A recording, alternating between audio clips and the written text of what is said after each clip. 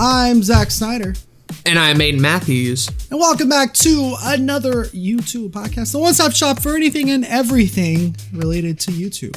Episode 23, my boy. And what's that? Scroll down there on the video. Is this uploaded on the correct date? Wow. What's this? This is Sunday at 12 p.m. Eastern Standard Time? That's crazy. Wow. It's like we could see the future, even though we haven't uploaded it yet. It'll probably be on time. So there'll probably be an issue with this record or this upload. Yeah. We're jinxing ourselves early this time around. Yeah. It's okay. I feel you. So, yeah. And we actually have a topic this week. Wow. It's crazy. We're gonna make some progress on the podcast and not just talk about ourselves. Yeah. Weird. Which is cool. Although we probably will do that, but just just a little bit less this time around. Yeah. A little bit less rambling, a little bit more focus and concise topic. And speaking of which, what is our topic today? We're going to be talking about live streaming, the ins and outs of live streaming. See, it was funny because I already knew the topic. I was just setting up for the for the segue. For the audience. Yeah. They didn't know, but I knew the whole time. I was just meme reviewing them. Secret sauce. Yeah. All the flavors at once. All the flavors, including Szechuan sauce. Ooh, hell yeah. Top of them, am I right? Okay. Quick question before we get into it. Yes. When you get chicken nuggets from anywhere, and all right, I get it. Don't shame me. I know it's not healthy. Whatever. Fine. I like chicken nuggets. What type of dipping sauce do you go to most often? And which ones can you not stand? Barbecue, hands down. If I go to Zaxby's. Ooh, Zaxby's is good. I'll get the boneless wings and things, and I guess there's not chicken nuggets, there's chicken tenders. But they got their Zax sauce, and I actually do like the Zax sauce on those. It's because it sounds like Zach, your name. You're like, wow, sauce I is thought named I after wouldn't me. like it.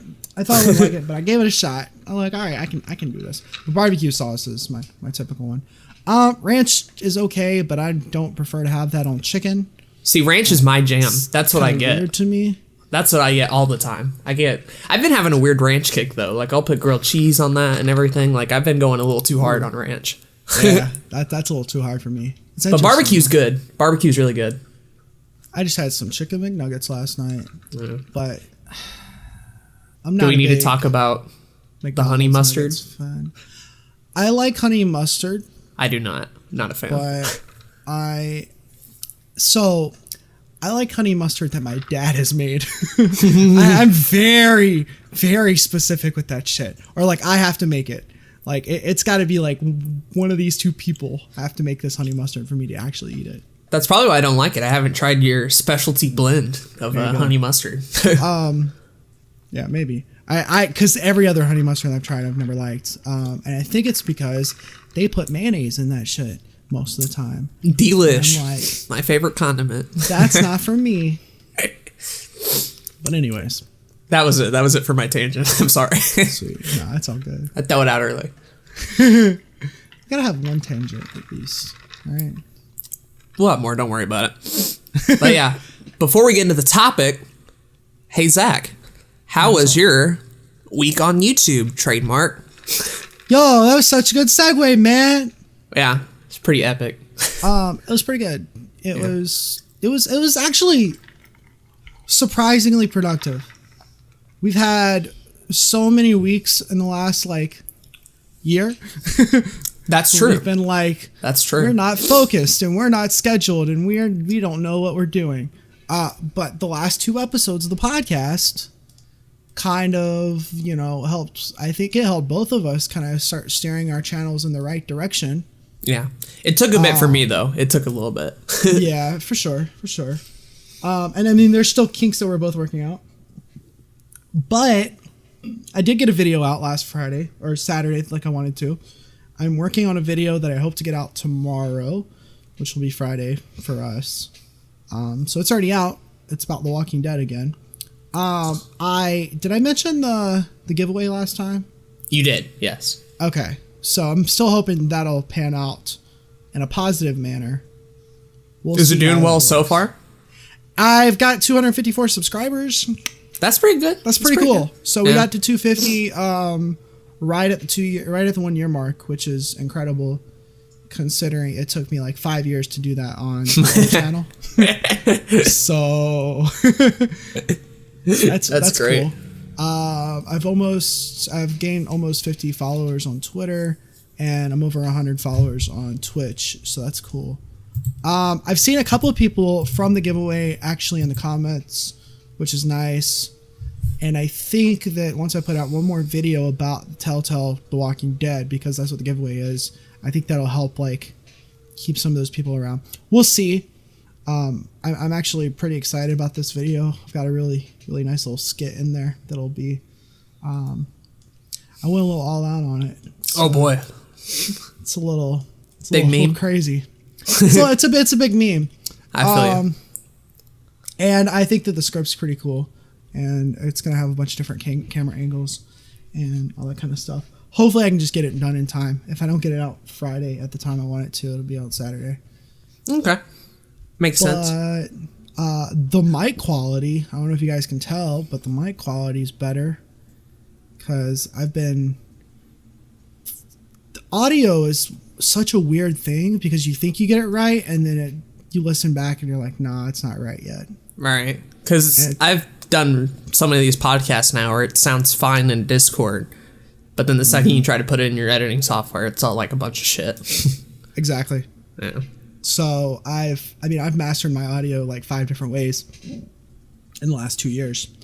And I think I used a reliable source, like somebody that I've like watched for a while, used his tutorial to kind of master audio. And then I was like, okay, my mic needs to be better. What can I do to fix this? I got this voice meter banana thing, which is okay. It has its own issues, but in terms of keeping my audio solid, I think it works really well. I got the pop filter back out, and I have my fucking mic on a stack of DVDs on my desk. Nice. To keep it closer to my face, because I don't have a mic stand or anything else yet. It works. I haven't figured out what I'm going to do later on today when I record that video, and I'm going to be standing in front of a bookshelf. That'll be interesting. Get more DVDs out. But get a tower. I got them. No, I've got some. I got like a smaller little bookcase thing that I can set it on. There you go. I'm gonna figure that out at some point. But yeah, I'm hoping to get a mic arm in the next couple weeks. That'd be cool. Got a little bit better. And then I got these motherfucking computer glasses because I sit in front of a computer for more than 12 hours a day, and I know I'm ruining my eyes. And so we'll see if that helps with anything. You noticed anything yet? Not particularly. Luckily, I don't notice any like there's no orange tint or no green tint or anything like that like a lot of these glasses have. It looks like I'm looking through regular frames. Interesting. Which is cool because, you know, I'd rather not. I work with colors and stuff when I'm editing too in Photoshop. So that would be an issue. But hopefully it really is like protecting my eyes from the blue lights, and I'll notice like a health benefits in like the next month. If I don't notice anything in like 3 weeks, I'm returning them. Okay, fair enough. But it'll be interesting. Be pretty aesthetic. Yeah. But yeah, I mean, we talked so much on the last 2 episodes about our weeks. I feel you. So that's all I got right now. Okay. So as far for me, I think in terms of what's the most exciting, is what I did to the playlist last night. Out of everything that's happened this week, these playlists, guys, have made me so happy. And I don't know why. I don't know why I measure my happiness and success based off how playlists look on a YouTube channel. But I'm telling you, they're on fire. So let me give you a little bit of backstory as far as that's concerned. Still working on getting into more of a niche channel. Been making small changes here and there. Changing things here, changing things there. Also have college coming up, so I got to sort of schedule everything out. I'm kind of working on a rough draft of a schedule. But one of the things that has been bothering me so much about this niche channel deal is that I have so many series. And when you have so many series, it can be hard to sort of narrow that down into a niche. Right. And it's one thing to, like, you know, private videos and then list stuff and everything. It's another when you check out that you have like 30 freaking playlists and half of which are Let's Plays and stuff. So I have been going like back and forth like every other day being like, oh, what am I going to do with these playlists? Should I schedule them like this? Should I separate them out? Should I do more? Should I do less? Yada, yada, yada. And so me and Zach are just in a call, like literally last night, recording something for Kyle, his little Live from the Asylum Direct video, which is out now, by the way, if y'all are interested in that. And he was just like, yo, why don't you just do these couple of playlists and all this sort of stuff? And I'm like, oh, that's a good idea. Let me try it out. And I went, not even lying, from like 30 playlists to 9. I have 9 now. I have 9 freaking playlists now. And some of them are still the same. So there's the All My Videos playlist. There's the Productions playlist, which I already organized earlier. The All My Streams playlist. Questions on the Couch. The Shitpost playlist I ended up keeping. Liked Videos has always been there. But then these other 3 playlists, check this stuff out. First off, there's a monthly Battle League playlist with both Season 1 and Season 2 in there. Before, they were 2 separate playlists, but now they're just one, and it's all in order, and that was so nice. So I got rid of an extra playlist for there. And then the next one is one called All of My Let's Plays. So rather than having like 10 different Let's Play playlists, I just made a new one called All of My Let's Plays, and I put them all in there in order from when they released, all the parts in there. And then I was just able to get rid of all the Let's Play playlists, and it looks so much nicer. I was already doing this for streams anyway, so it makes total sense why I should have done it with Let's Plays. But like, as soon as Zach suggested it, I'm like, oh, that sounds like a great idea. And then this last playlist, probably my favorite out of all of them. I had all these canceled series, right? Showdown Saturdays, Blue Couch Podcasts, all these sort of Samurai Jack recaps, and they were all in their own separate playlists. And this motherfucker, Zach, right here, is like, hey, why don't you just make a playlist called Canceled Series and put them all in there? Why would you make such a brave yet controversial statement? Yeah, exactly. Yeah. And I'm like, I don't know if that'll work. Let me just try it out, though. So I put Showdown Saturdays, Samurai Jack recaps, and all the midnight vlogs in this little Canceled Series playlist. And it looks so much nicer. It looks so much better now. Oh my gosh. I was nerding out over these podcasts last night. I mean, this playlist. Yeah, I was nerding out last night. I'm nerding out today. I went to bed with like a positive attitude and everything. That's great. Something as stupid as getting these playlists organized, something that I've been racking my brain over for the past couple of days, not knowing what to do. It's finally done now. It's done. It looks nice. New people to the channel can find what they're looking for. Old people to the channel can find what they're looking for. It's all nice and organized, and you can go to each playlist. Whew. I'm so happy. This does mean I will have to do a little bit of thumbnail work. For example, I'm probably going to turn shitposts into their own little color bracket thing. And I'm also probably going to fix a couple of the Productions playlist thumbnails and stuff like that, so they're all nice and orderly, and they all kind of look the same. Mm-hmm. But man, that helped so much. That made being a niche channel a lot easier. The fact that it's all nice looking. I legitimately thought I couldn't do it, and seeing that it's done now just made me so happy. Yeah. And you also found out that you were gonna focus on like gaming content, right? Was that your? Yeah. That was probably a bit more important than the playlist stuff, but it's not as exciting for me personally yet. Right. Yeah, I ended up finding out that the niche I wanted to do was games related, and that it would focus mainly on the Productions type videos. So top 10s, reviews, and reaction videos, all focused around gaming. And it works too because my streams are all gaming stuff anyway, so they kind of complement each other. I feel like that helps a lot. And then Questions on the Couch isn't really gaming themed, but there are gaming questions that are asked, and I do still want to do them for the community and stuff like that. So doesn't really fit the niche wholeheartedly, but everything else does, and it's all nice and organized and shit. Right. And when I was talking to you last night, we were talking about like other ideas you had for the channel and other things you were thinking about doing in the future. but it was pretty clear to me that gaming is the thing you're passionate about. Like, that's the number one thing. Yeah. That you've always been passionate about. Me and Zach just like looked through a lot of my older videos and found that most, if not all of them, were having to do with gaming. Granted, there were a couple that weren't like that, like the YouTube Rewind video. Some of the shit posts obviously don't really fit into their own category, which is why it's a separate playlist now. But most of them, if not all, had to do with like Pokemon, video games, Let's Plays, Blue Couch reviews, top 5 Pokemon Forest. Like the videos that I'm really proud of all happen to fit into that gaming niche. So I think like it won't change a whole lot of what I'm doing now. In fact, they're just going to be they're just going to be branded into something better wholeheartedly. So that's pretty much it as far as channel stuff's concerned. Yeah. I think what I'm noticing is, like you mentioned, the different, like the questions on the couch and the shit post and that kind of stuff. Like those are cultural things. Those are community things. Like we talked about this in the call, but for the audience, like these are things that everybody's going to do anyways. Like a YouTube Rewind reaction, everybody that's a YouTuber has something to say about that. Everybody that's on YouTube will want to watch something about that.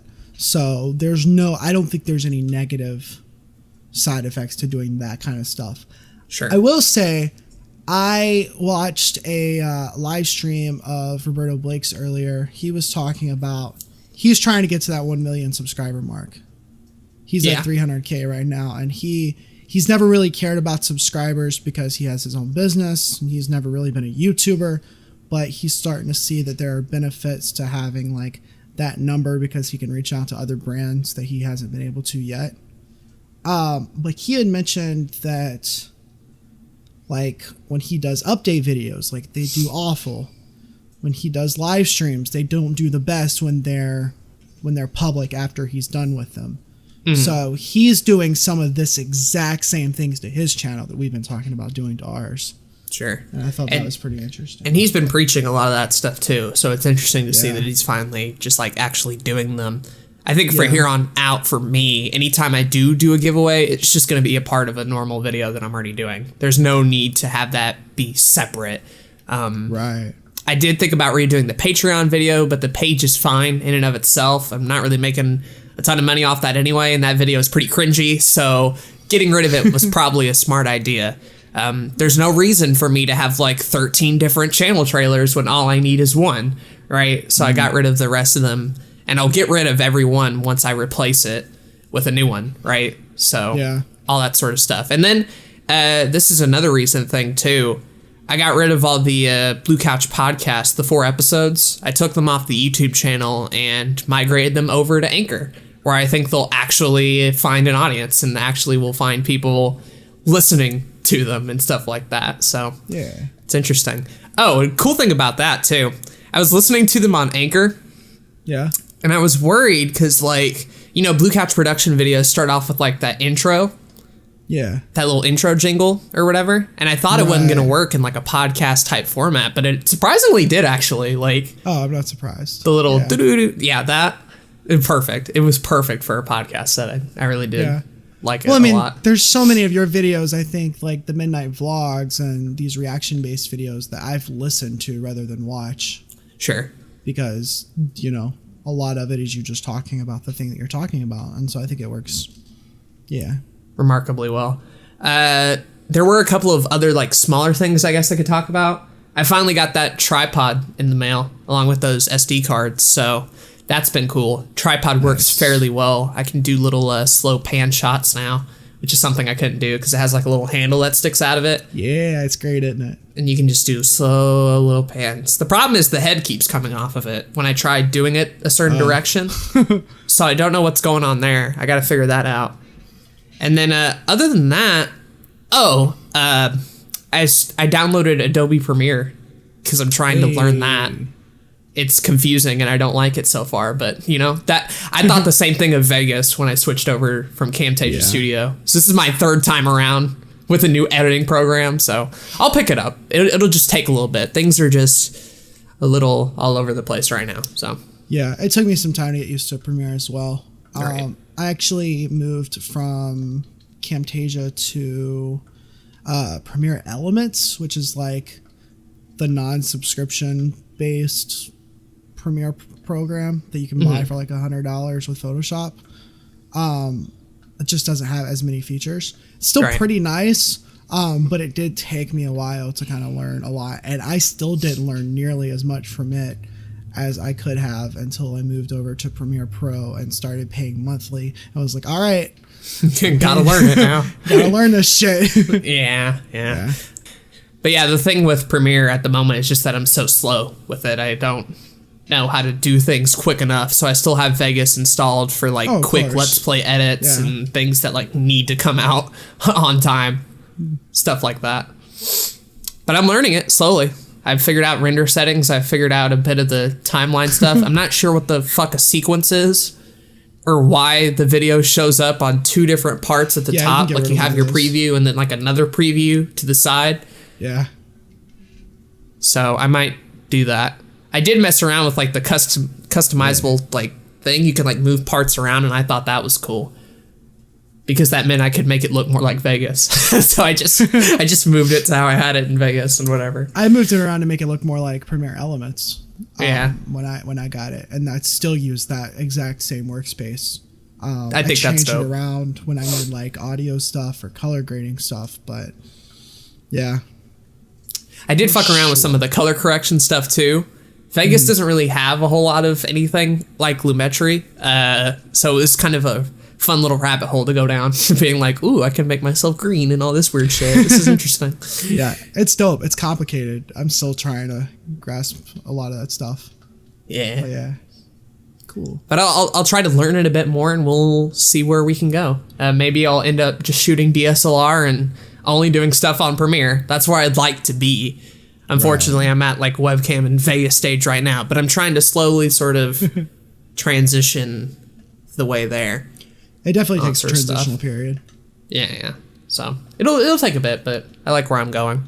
And then like the best thing that I watched on YouTube, this isn't really like my week on YouTube, but it's something I saw. That Smash Direct though. Ooh. Papa Sakurai.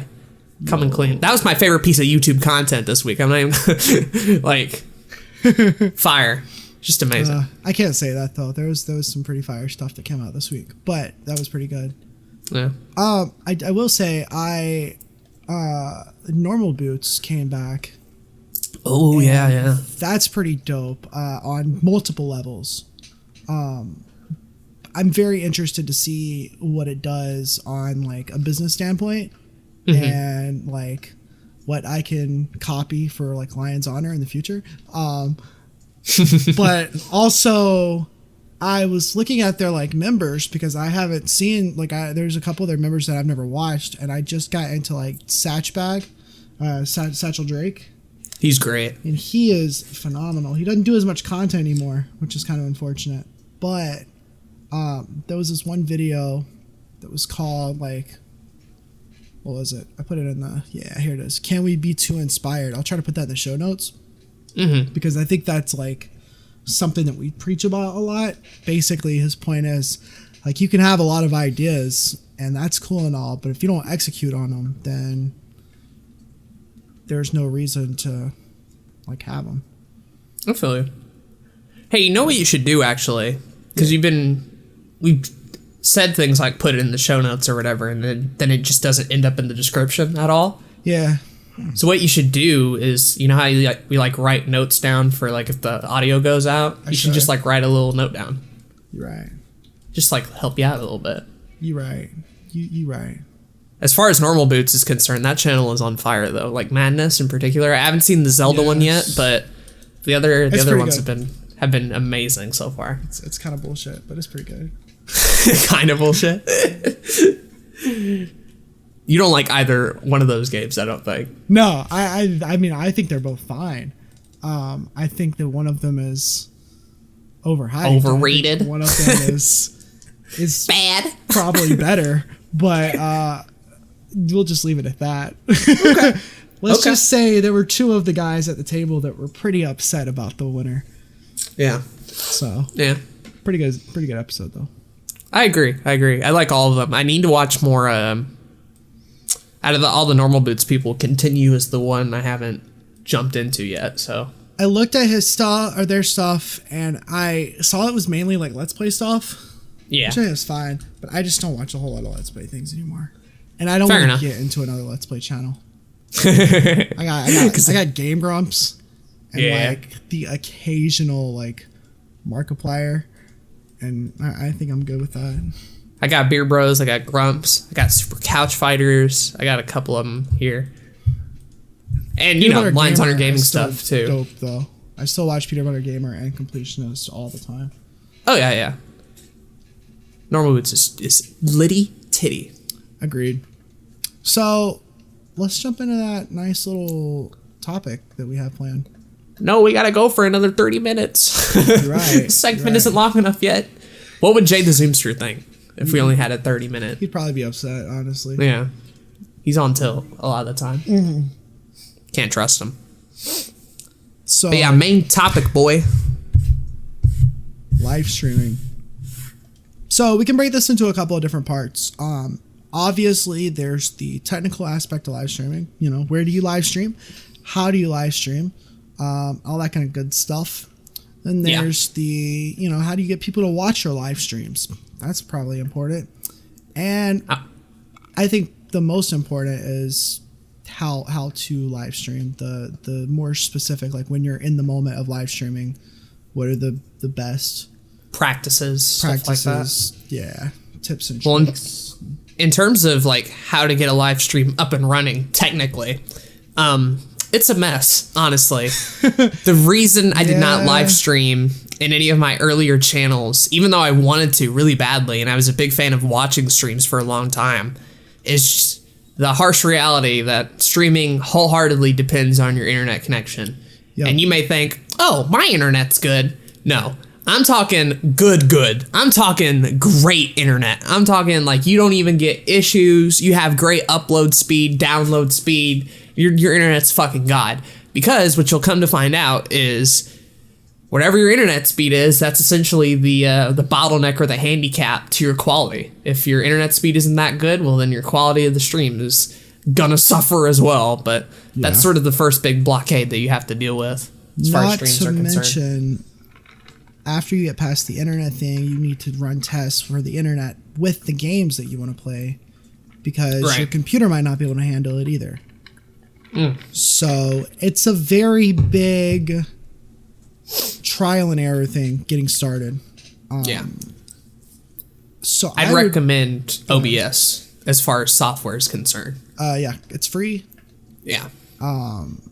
It's got updates every once in a while. I mean, it's fairly reliable. It does have its issues because it is a free open source program. However, I think it's the best out there for live streams. If you want to live stream and you at least want to get started, I think OBS is great. Granted, bit of a learning curve. It's not a simple Bandicam solution where you mess with a couple of settings and you're done. No, you got to like go hard into each menu and to be like video settings, audio settings, you know, stream settings. Do you want to stream to multiple platforms? Do you want to do all this sort of shit? However, once you do figure it out and once you're over the headache, OBS is by far the best free streaming option. And you can do what I do and also use it to record videos as well. So you can get a lot of extra bonus use out of it. And it's great for podcast recording too, because you can get like multiple tracks and stuff like that. Like it took me a long time to learn OBS, but when I finally did, it was great. It was great for me as a content creator as a whole. You can make different scenes. So, you know, if you're away, you can have a little picture that says you're away. If you just want a scene that's just your webcam instead of your game, you can do that. And then you can have the one with your game and your webcam. It's pretty dope. I like it. I've been using it since 2015. So it's pretty good. Yeah. Very good. Yeah. We won't go into settings here, mainly because we'd be here all day and they might not even work for you. Yeah. That's the thing. You know who I can't stand? The people on YouTube who are like best 2018 OBS settings. And you think to yourself, yes, finally, a nice tutorial that can help me stream OBS. Yeah. And then you put those settings into your OBS, and then you try to stream and your computer crashes because you've overloaded it. Here's the thing, and I want to say this to everybody. There are no quote-unquote best OBS settings. It entirely depends on your internet, your computer, the games you're streaming, and all those other factors. If anyone is out there going to you and being like, oh, here's the best OBS settings, they're probably wrong. Granted, there are some tutorial videos that are like, here's how you can set it up and here's how you can figure out your settings. And that's a lot more nice and genuine than being like, oh yeah, just put all these settings in there. Because you'll notice if you go to the comments sections of any of those videos, it's the most bitchiest place on YouTube. Just a bunch of people being like, this didn't work, or I did everything you said and my screen turned into a potato. Like those kind of comments. It's frustrating, honestly. I spent so much time watching those videos and probably got no help whatsoever. It's a pain in the ass. Oh yeah, same. Absolutely.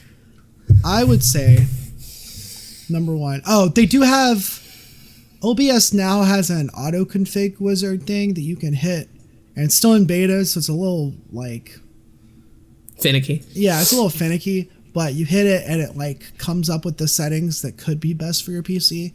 And I've seen that it's usually right. And I've used it on 3 different computers now. So I would recommend trying that out. But it definitely does, before you even decide to, if you decide to stream, I would first make sure your internet is good. Do a upload, download, or specifically upload speed test. Yeah. Figure that out.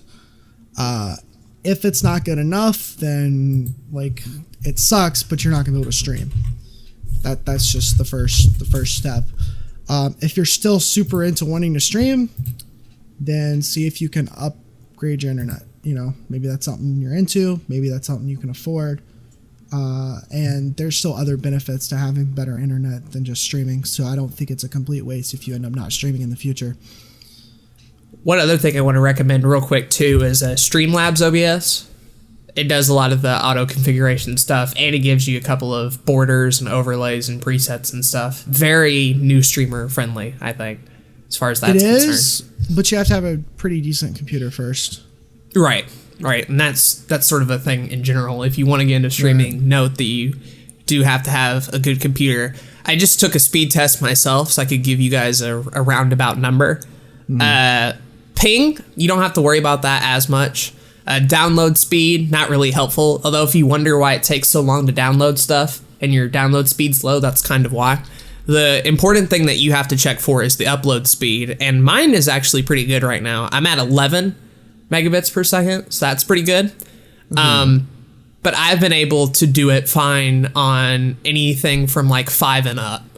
So if yours is like 4, 5, 6, 7, 8, 9, 10, 11 or higher, you should be fine. If your upload speed is like at 1, 2, or 3, or like point something, probably not good. I'd recommend getting an upload speed of at least 4 megabits or higher if you even want to try. 3.5 is the minimum. 3.5 you're supposed to be able to stream. But that's also if you're doing nothing else. So if you're playing an online game and wanting to stream at the same time, it needs to be higher. Sure. If you're on Discord and streaming at the same time, it needs to be higher. If you have other people in the house that are using the internet and you want to stream, it has to be higher. Sure.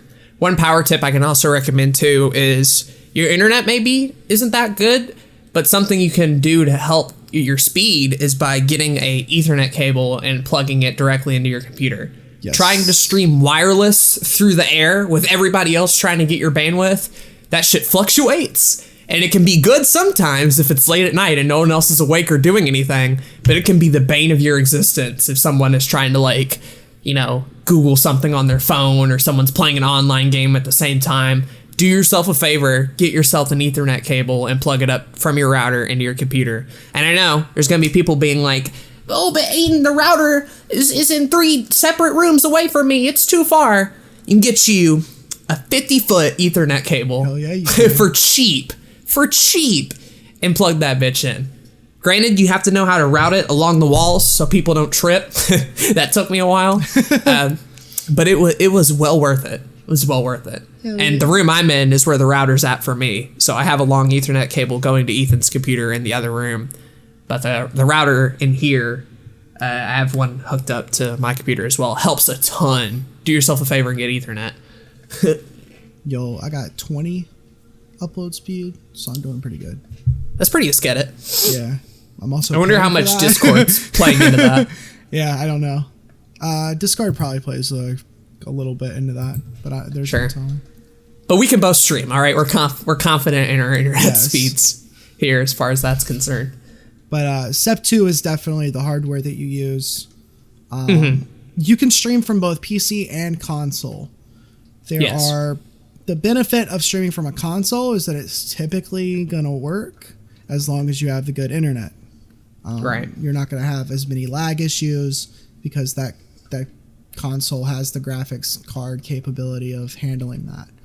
And we should be specific in saying that it's PS4 and Xbox systems, not Nintendo anything at the moment. Unfortunately, you can't stream directly from a Nintendo Switch or DS or anything like that. But yeah, PS4, Xbox One. You can probably stream from your Xbox 360. Can you? I've never tried that before. That'd be think cool. so. I don't know. But you can at least stream from the two big boys. Yeah. I feel you. If you are not going to do it directly from the console and you still want to get console games, I'd recommend just go ahead and investing in a capture card. Not only is it going to help for streaming, that sort of stuff, but if you want to record like Let's Plays on the side, you'll get a lot more value out of it as well. Whether you want to do like a capture card directly into your PC, or you just do what I do and get like an Elgato HD60 for like less than $200, that works fine as well. You can easily set that up with OBS to where it shows up and it typically won't give you a ton of issues. Do not, under any circumstance, use the capture card's built-in streaming program. It is ass. It will not help you. It has bad settings. Don't do it. Run it through OBS if you're smart. What capture card would you recommend? The Elgato? Yeah, any Elgato ones I think are fine. I have the HD60, so that's more of the good model, but there's even updates to that if you want to spend more money, you can do that. The safest way, though, is to probably get like a capture card like built into your PC, because that way there's like no delay and no cable travel length and that sort of shit. That's also expensive, but if you can afford it, then dope. Not everybody can install it either, so it kind of depends on who you are. I just get like a standalone HD60 would be fine. Yeah. And then other games you could do, anything from Steam should work rather easily because OBS has like a game mode and all that sort of stuff. Emulating works great, although with Nintendo being Nintendo, they might not be around much longer. So get your ROMs while you can. Download them now. Download them now. I mean, but emulating is great. I don't, because it won't ruin your computer and should help a little bit as far as that's concerned. Online games are a bit tougher. Wouldn't recommend doing them, but you could. You basically have to have a graphics card, a dedicated graphics card, not an internal graphics card, in your computer to stream. Yeah. That's what I've found. Because I've had a couple of laptops now. I've had another desktop before I got this custom built desktop, and none of them were able to stream good PC games at all. Right. Like none of them were able to stream any of the modern PC games. I think I was able to stream with my last desktop with its internal graphics card games up to like 2015. But the settings weren't that great, and I like the quality wasn't the best. It was like maybe even like 420 480p sometimes. It's like just not that good. But if making sure you have a good computer goes a long way. Right. So I would say one of the prerequisites of streaming, and we'll get into non-gaming streaming, I'm sure. All right. But I think one of the prerequisites of streaming games is that like you have to love games enough to like be willing to spend the money on the hardware to do this, because you're obviously going to play these games at high settings anyways. A lot of people do. But if you also want to stream them, that does cost a little bit. However, do run some tests, figure out whether or not you're going to actually like doing it first. Granted. And something I wanted to mention real quick is I did not buy my capture card, my gaming PC, and all this equipment at once. No. I did the smart thing and had them be separate purchases over a several year period. So if you want to stream and you're thinking about streaming, but you don't have all the equipment yet, start planning ahead for like the next couple of years to be like, all right, I'm going to get this piece here and this piece here. And watching out for sales like Black Friday type stuff, Cyber Monday, Amazon Prime Day. If you're patient and you can wait, you could probably save a good bit of money, unlike me, where I just bought them like new off the thing and, you know, paid a little bit too much. But you can be smart with it. You don't have to get it all at once. And trust me, you may be thinking, well, why is all this worth it if all it's going to do is stream? Having a capture card will help with Let's Plays. It'll help with all sorts of stuff. Having a good computer just helps as a content creator in general, guys. Oh, yeah. Whether you're editing, rendering, working on something in Photoshop, trying to do multiple things at once, getting a good computer just helps in general, not just with streaming. Mm-hmm. So, yeah, but do it over time. Do not just blow a bunch of money on something and then realize you hate doing it and then being like, oh, well, it done messed up. Having a good microphone, too, I guess, as far as hardware is concerned. Might as well just go ahead and bring that up. Microphone, and I think even having a webcam, I know that some people don't do webcams during streams, but the vast majority do. Right. And it's pretty, like, common to have a webcam. But we've mentioned the Logitech C920. It's still the best budget webcam out there, so I highly recommend it. It's cheaper by the day. I think at the moment it's like 70 or 60. In mine. Yeah. As far as microphones go, get yourself a Blue Snowball for like $50, the Yeti for $100. You get those bitches at Walmart now, both the webcam and the Snowball. Yep. And that's insane to me because if I could have gotten they were not there. Walmart 5 years ago, 6 years ago, that would have been dope.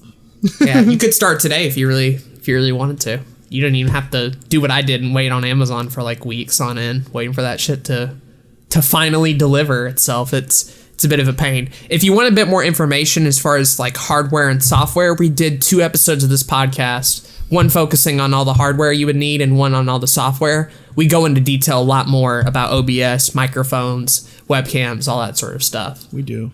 So go check out those episodes there. But I want to move away from how you can actually make a stream and briefly talk about why even stream in the first place. Yeah, for some people, it doesn't seem necessary. For some people, they're like, oh, I'll just do gameplay, or oh, live streaming is just a fad, right? There are people out there who legitimately think streaming is not worth their time.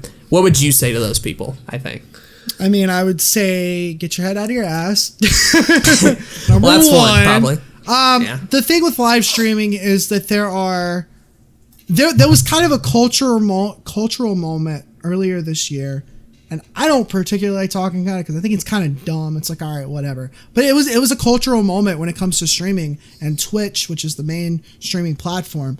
The most popular Twitch streamer, Ninja, was playing the most popular game on Twitch, Fortnite, and he had one of the most popular rappers come on his stream, Drake. And that brought like more people to the platform. Broke several records. It was a big deal for a while. All that sort of stuff. So we're getting streaming is now more in mainstream. I've got more friends of mine that were just like just regular everyday people that play games every once in a while that are asking me how to get into streaming. I literally just had a guy Instagram DM me yesterday because I put something on my Instagram story about recording some gameplay, and he was like, yo, I have a question. I'm trying to get into streaming. What should I do? I'm about to send him this podcast. Hey, yo, that watch if you're time. Watching, what's up? Get that watch time. And it's not even a thing with gaming anymore. For a while, all live streaming was associated with games, but with things like Periscope, Facebook Live, Instagram Live, the fact that most people can stream from their phones now, all that sort of stuff, what we end up seeing is that a lot more people are now finally live streaming, but you also have a lot of people who are finally starting to watch live streams. And as such, the market has only gotten bigger and bigger. I don't think Twitch has had like declining anything.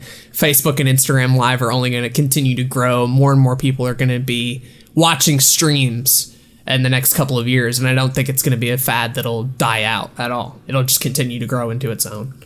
It's an interesting phenomenon because, you know, for years, you know, everybody's talking about like quality content, doing all this on YouTube, blah, blah, blah.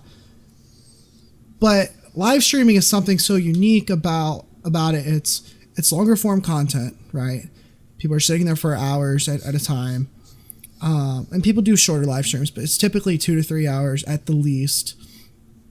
And they're really not doing anything else but talking into a camera for a few hours. And you know, we've seen this happen in the late 90s and the early 2000s on TV with reality TV shows. That, you know, that kind of happened on YouTube with vlogs. It's like literally the same thing almost, except vlogs give creators an opportunity to actually put exactly what they want in there. And now we're seeing the same thing with like the Tonight Show and that kind of stuff, which are live shows, talk shows, right? We're seeing that migrate over to the internet in the form of live streams. And it's so cool to see that, just to watch it grow. I remember when it was only like Justin TV and like a couple of streaming platforms, and I remember it being difficult to even watch a stream. And then when I wanted to get into it, it was almost impossible to get the right settings or everything. Like, I couldn't live stream for years just because I didn't have the internet and I wasn't able to. I couldn't either. For me, it was very much a lifelong journey to even get the opportunity to stream. And when it finally happened, I felt like, oh, wow, I finally unlocked something cool about the internet. I can finally do this now. And it was so rewarding in that sense. And we didn't even talk about like YouTube live streaming and all that sort of stuff. It's practically like on everything now. Major platforms. It's crazy. There's just live stream stuff. Well, so you mentioned... That's the why, essentially. Definitely. Absolutely.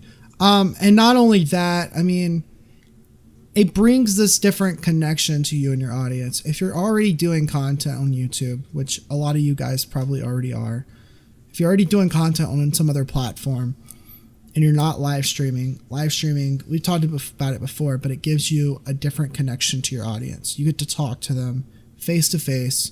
You get that automatic interaction with them. It's pretty cool. Yeah, it's one of the best tools for community engagement, and also it's one of the best tools for even growing a community. I've talked about it firsthand on many of these podcasts, the fact that I had no audience until I started streaming, you know? And it was through those early streams and me sharing them that I was able to come across people like Danku, like Hi, Patient, Butter. All of that early crew that are still with me today did not come from a video. It did not come from like a Facebook post or whatever, or a collab, you know, like many people will tell you. They all came from streams, and the fact that they're all still there is fantastic, even though I don't stream nearly as much as I used to. Yeah, I mean, I have Marjack, one of my good friends now, off of Discord. He found me through a random Binding of Isaac live stream. Sure. So, and I mean, we've also talked about the fact that like in 2017, live streaming was like the hot thing, and it's still the hot thing in 2018 as well. You know, more and more people are just gonna get involved with it, and with Twitch changing its rules to be more beginner friendly, with YouTube gaming trying to compete with Instagram and Facebook Live trying to take over like the mobile market, all this competition is gonna breed new creative features. It's gonna make it easier as a streamer to get your stuff out there and to have options, because for a while there really was no options. You either streamed on Twitch or you didn't stream at all. It's so crazy to see that we've come so far where now like streamers can make a living anywhere if they really try enough, right? If they really find the right audience and get the right brand deal, you can make it on YouTube or Instagram or whatever, you know? It's pretty cool. I really That's a like great it. option. So let's talk about, we've talked about the why you should stream. We've talked about the technical, you know, how to stream. Well, what about the where to stream? Because there are a lot of options. And, you know, we've kind of talked about this in the past, but since it's the dedicated streaming episode, I feel like we should probably talk about it. Yeah. Which platform you want to start with, my guy? Pick Let's anyone. start with Twitch because it is the big boy. The big kahuna. Yeah. Fair enough. So, Twitch came around a few years ago. It used to be Justin TV. I think Twitch bought them out. And it's probably been like 6 years now. But they're definitely the biggest streaming platform at the moment. They're streaming exclusive. I should probably say that, right? They're the biggest exclusive streaming platform. You can put videos on there, but nobody really does that. And good point. Most of the point when you go to somebody and they say that they're a streamer, they're streaming on Twitch. Right. That's where the mainstream audience is. They were one of the first to the game pretty much, and they've only added more and more to it, to the point where, like, yes, Twitch is technically like live streaming for games usually, but with additions like the creative field and with like Bob Ross streams and like cooking streams and how-to streams, like the community has blossomed into where, like, if you just want to stream like paint dry, you can do it on Twitch and probably could find an audience. Yeah. I mean, I watch some people do music stuff on there every once in a while.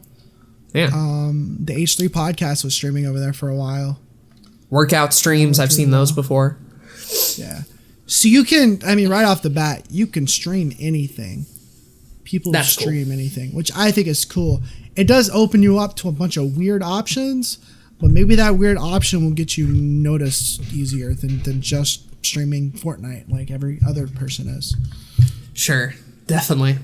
The important thing with Twitch and I guess YouTube gaming as a whole, like you brought up, is that it very much does depend, your success anyway, depends a lot on what game you pick and what audience you're looking for, right? Yeah. So on the one hand, you can go the Fortnite League Dota route where you pick a game that's super popular.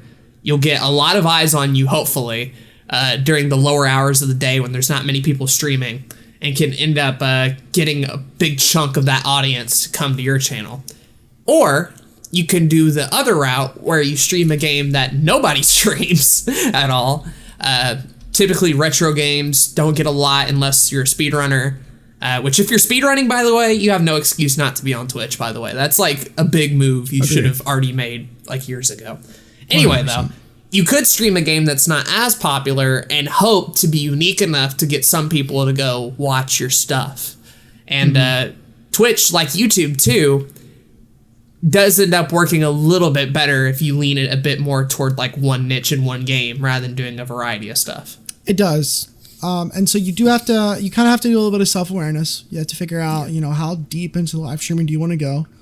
Do you want to just do live streaming? Because if you just want to do live streaming, then we'll talk about consistency and all that kind of stuff in a bit. But that means that you're probably going to have to do some popular stuff, and you're probably either that or you're going to have to play the long game, and you're just going to have to be really patient and just stream a lot. Right. And yeah. For me, I don't mind streaming a variety of different games because I'm not trying to make it 100% on Twitch. Same. I'm okay 100% with live streaming Doki Doki or whatever weird ass game because, I'm not trying to be a Twitch streamer. If I was, I'd probably niche down on Pokemon Wi-Fi battles and just do that every damn day and probably get a lot of people that way, actually, because it worked for a while. But I just enjoy streaming all different kinds of games and getting all different kinds of audiences from that. But if you want to grow, I would recommend wholeheartedly going on Twitch and to sort of find a niche and clamp down on it. Yeah, as a variety streamer, if I was just going to do variety streaming, I would almost turn it into a show, and I would call it like the backlog killer or something like that. And then just make it like a daily thing where I, had that name. People are like, oh, okay, he's trying to beat a bunch of games. And so that's kind of cool. Weird personalities and show ideas work wonderfully on Twitch. Yeah. If Dr. Disrespect is anything to go by, if you have a weird enough personality and show, you can make it a lot of the time. You said something that I didn't think about that now I'm like, okay, that's cool. I got to look into this. You said as far as popular games, figure out what times people aren't streaming as much. during those hours and then stream during that. Like that's brilliant. Like figure out what game you want to stream. Don't just pick the popular games, but figure out what game you want to stream. See how popular it is. Maybe even like run some data on it for like a couple of weeks and see what the peak hours are, and then avoid those hours. Sure. Because then people are still going to be looking for those games, you know? And granted, with some games, there are going to be people streaming it around the clock, but there's a difference between streaming Fortnite when Ninja's on and doing it when he's not on. Right? You're going to have a way better chance in that second camp. So you kind of have to know the game you're streaming, know the community, and know the other people streaming that game to find out. Like, they probably have a schedule listed on their thing. You could easily find that information out and try and find an hour or a time where you can stream. So that way you're not having to compete with like 30 of the biggest people on the internet. Right? You're going to set yourself up a lot easier that way. We talk about the YouTube algorithm a lot and how complicated it is. The Twitch algorithm is pretty simple. It's what game are you playing? People can search from there. And then if you're playing that game, you'll show up underneath that listing. It just depends on how many people are playing that game. I agree. There are a couple of negatives to Twitch, though, that I wanted to point out here. Number one, their UI is awful on the creator end, on the back end, really. Yeah, oh yeah, for sure. Kind of trash. You'll have to sort of learn it and figure out that the thing you're looking for is probably buried under 3 menus and not just out in the open like it should be.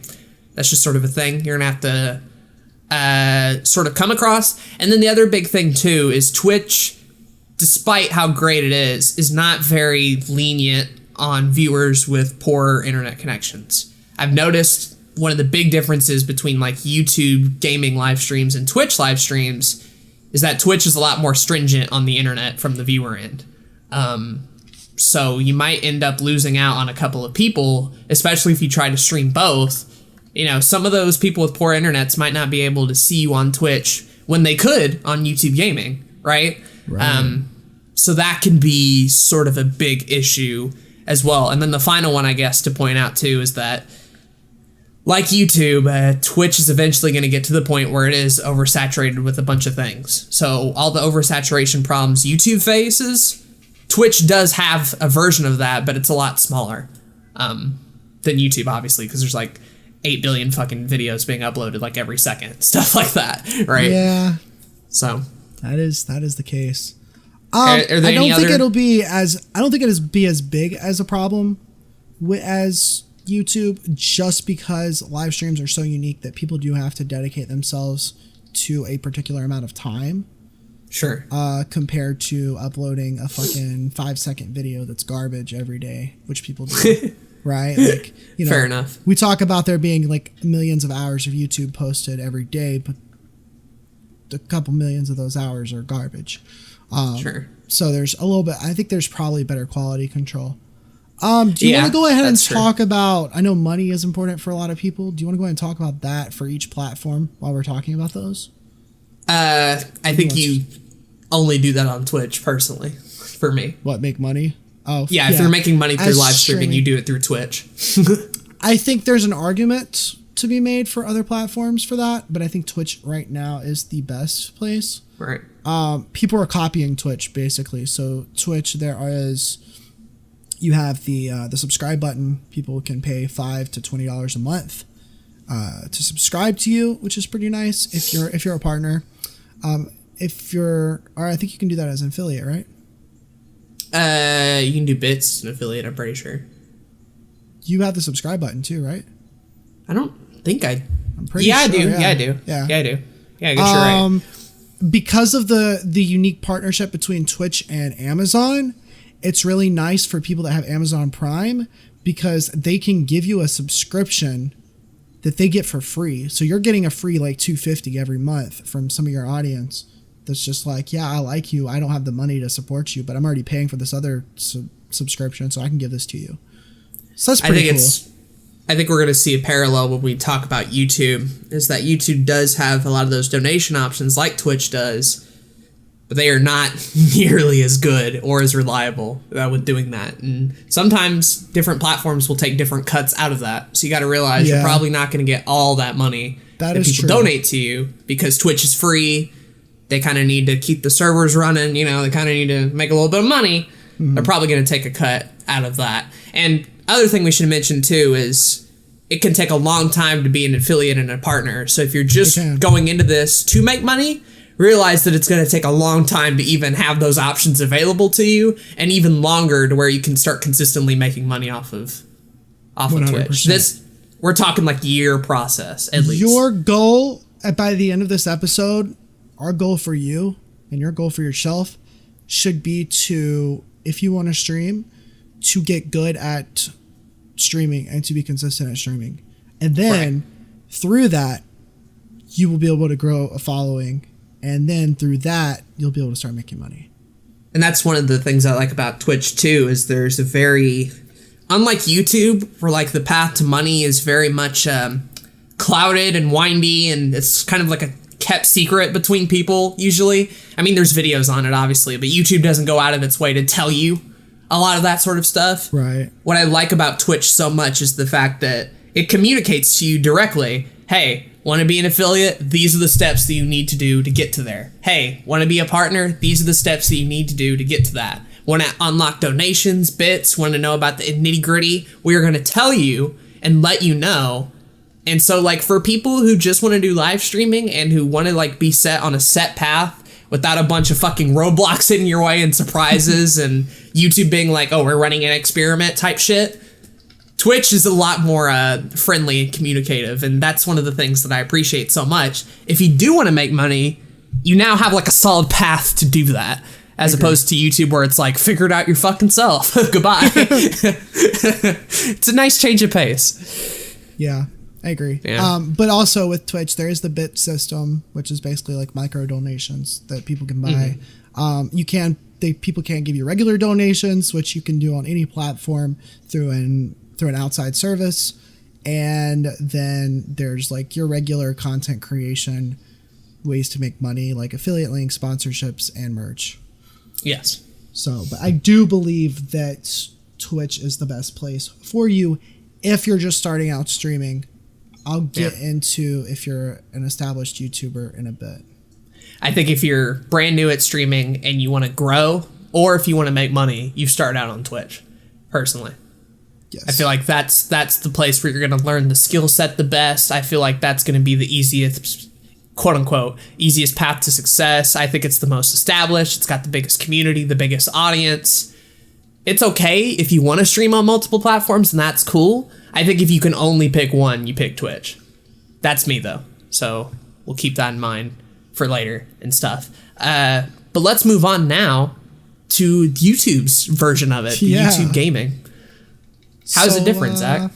What do they do? 2015, I want to say it was 2015. YouTube was like, yo, we really want to copy Twitch. Let's make YouTube gaming. This was right when YouTube gaming was like big, and which is ironic because they were kind of fucking over YouTube gamers for a little bit. And then they created the YouTube gaming platform, and now they're like screwing over everybody, so it doesn't really matter. But YouTube gaming is unique in the sense that it's embedded inside YouTube, but it's also its own platform, but nobody uses it to watch it. So essentially, it's YouTube Live. Yeah. That's what we'll be calling it for the rest of this, probably. Because it's YouTube live streams. Yeah. Anybody can YouTube live stream. If you have a YouTube channel, you can live stream, which is pretty cool. Yay. You gotta unlock it in the channel settings. You gotta press a button and verify it. Yeah, you probably. But anyone can do it. So there is a mobile option as of like last year, so you can stream mobily, like a couple of other platforms that we'll talk about later. So that's pretty cool. If you're. Can you not do that on Twitch from your phone? Don't believe so. Interesting. Okay. I can check right quick because it shouldn't take long. I don't think you can, but yeah. I don't think so either. No. Wait. Hold on. Ooh. Ooh. Ooh. Ooh. Woo. So I've never seen a Twitch stream on mobile, so. Welcome to mobile streaming. Wow. Wow. Twitch needs to do a better job marketing that. That's cool. I don't know if I would use it personally, but maybe. Actually, you know what? Maybe. We'll see. Anyways. That's a niche right there, baby. That's cool. YouTube also has it. I don't see a lot of people doing that on either of those platforms. Should point out. But it is a feature that I think is interesting. I wouldn't say unique because everybody's doing it. Mm-hmm. But the main difference with YouTube is that you do have your YouTube channel connected to it. So if you already are making content on there, then you can have your live streams go out to your subscribers. That's the main difference. I think that's super cool, honestly. Twitch, in case you didn't know, after you live stream, it'll only be up there for a couple of days unless you like download it or save it. But the options on how to do that are weird and wonky, and it should be up there for not a lot of people do, or something like that. Yeah, it's real stupid. YouTube, on the other hand, the second you're done live streaming, it immediately processes it, and then you can make it public on your channel. Or if you don't want it, which some people don't, I understand that, you can just private it or delete it, or even better, download the file. YouTube pretty much makes a copy of it, and you can just sort of download it and maybe turn it into stream highlights or all that sort of stuff, which to me is an actually kind of cool, big advantage. Another one being that, like, all the watch time you get, all the stuff that you would get during the stream, that carries over to your channel, right? It's not like you only get watch time after you upload it, right? It does, You keep it. You keep it there. And then if you get more watch time on the video version of that live stream, it'll add on to it as well. Engagement, so that's too. cool. Yeah, engagement, so like all that comments, sort of stuff. Every single chat message is a comment on your channel. So that's pretty cool. And now they have a thing where you can, like, on YouTube now, where it shows you a live chat replay. So you can scroll to any part of the video and see when that person chatted on there. It's weird. It's weird. Yeah, it is. But cool. Very cool. I never used the YouTube gaming side of it. I just sort of... I tried to when it first came out, and I was like, this is garbage. I just sort Nothing of... about this is aesthetically pleasing to me at all. live stream there. Yeah. Again, you don't have to do just gaming. You can... Your podcast does their podcast on YouTube now. There are plenty of YouTubers that I watch streams of on there. Roberto and the like. Yeah. Here's my question to you. Yeah. What do you think is the case for... I think I have reasons for people to stream on YouTube. Do you have any cases that you think are valid? Okay. So there's mine in particular, where I was a brand new YouTuber and used live streaming as a way to build an audience. Mm-hmm. I think that is still a smart thing to do, and I still think that's a valid route, especially with how much bigger streaming is going to get. I think if you want to build an audience starting out by streaming and then just posting videos for them to watch, I think is a smart way of going about things. I also think it's smart if you're on the reverse into things and you're a big YouTube channel. Streaming on YouTube is just naturally going to give you more benefits than, let's say, trying to migrate that audience over to Twitch, Instagram, and Facebook. You can technically do it, and you can migrate if you want, but it's going to be an uphill battle. A lot of people feel more comfortable just watching your live streams on YouTube. And I feel like, you know, if that's the case and you're a big YouTuber, you're almost incentivized to sort of keep your streams on YouTube, which is smart on their part. Because trying to migrate audiences over different streaming platforms can be a bit of a pain in the ass, especially with what I mentioned earlier about Twitch having internet issues for a lot of people. Mm-hmm. YouTube is very accepting of almost anybody. Granted, that could mean a 144p stream, but you could still watch it and you could still get watch time off of that. So I think that's really cool as well. If you are a middling channel though, and you don't really stream a lot, and streaming is just sort of a fun thing, and maybe you like just want to separate it and have it on Twitch, I don't see the need to start live streaming randomly. Like we mentioned, there are those algorithm reasons pushing a lot of people to not do that. And also, I think it would make more sense if you wanted to start streaming and you're a middling YouTube channel, just go ahead and make that break now and put it on Twitch instead. Right. I think that makes a lot more sense. But granted, it's very much a case-by-case scenario. Some people aren't doing it for money. Some people want to do it for fun. For others, YouTube is the easiest to set up, so that's why they do it. Others don't want to do mobile stuff. YouTube is still like the second largest search engine in the world, so people want access to that. there's a bunch of different factors at play, but I think the two biggest success routes to use with YouTube gaming is, number one, you're a small channel and you want to build a community, or number two, you're a big channel and you want to use YouTube live streaming as your predominant source. But that's me. Yeah, I get you completely. I agree with a lot of that. I think as a smaller YouTuber, 100%, especially if you're gaming. So not even that. I think it depends. It depends on your niche, right? It depends on what your channel's about. If you're going to live stream on your YouTube channel, you do need to make sure that it is going to be within the same realm of what you're doing with your videos. That's what we've talked a lot about in the last couple of weeks with our own individual channels. Because what we're seeing is that, especially for these bigger channels that are trying to grow, they are being hurt by live streaming. It just hurts them because of audience retention, because people come to their channel to see these 5 to 10 minute videos.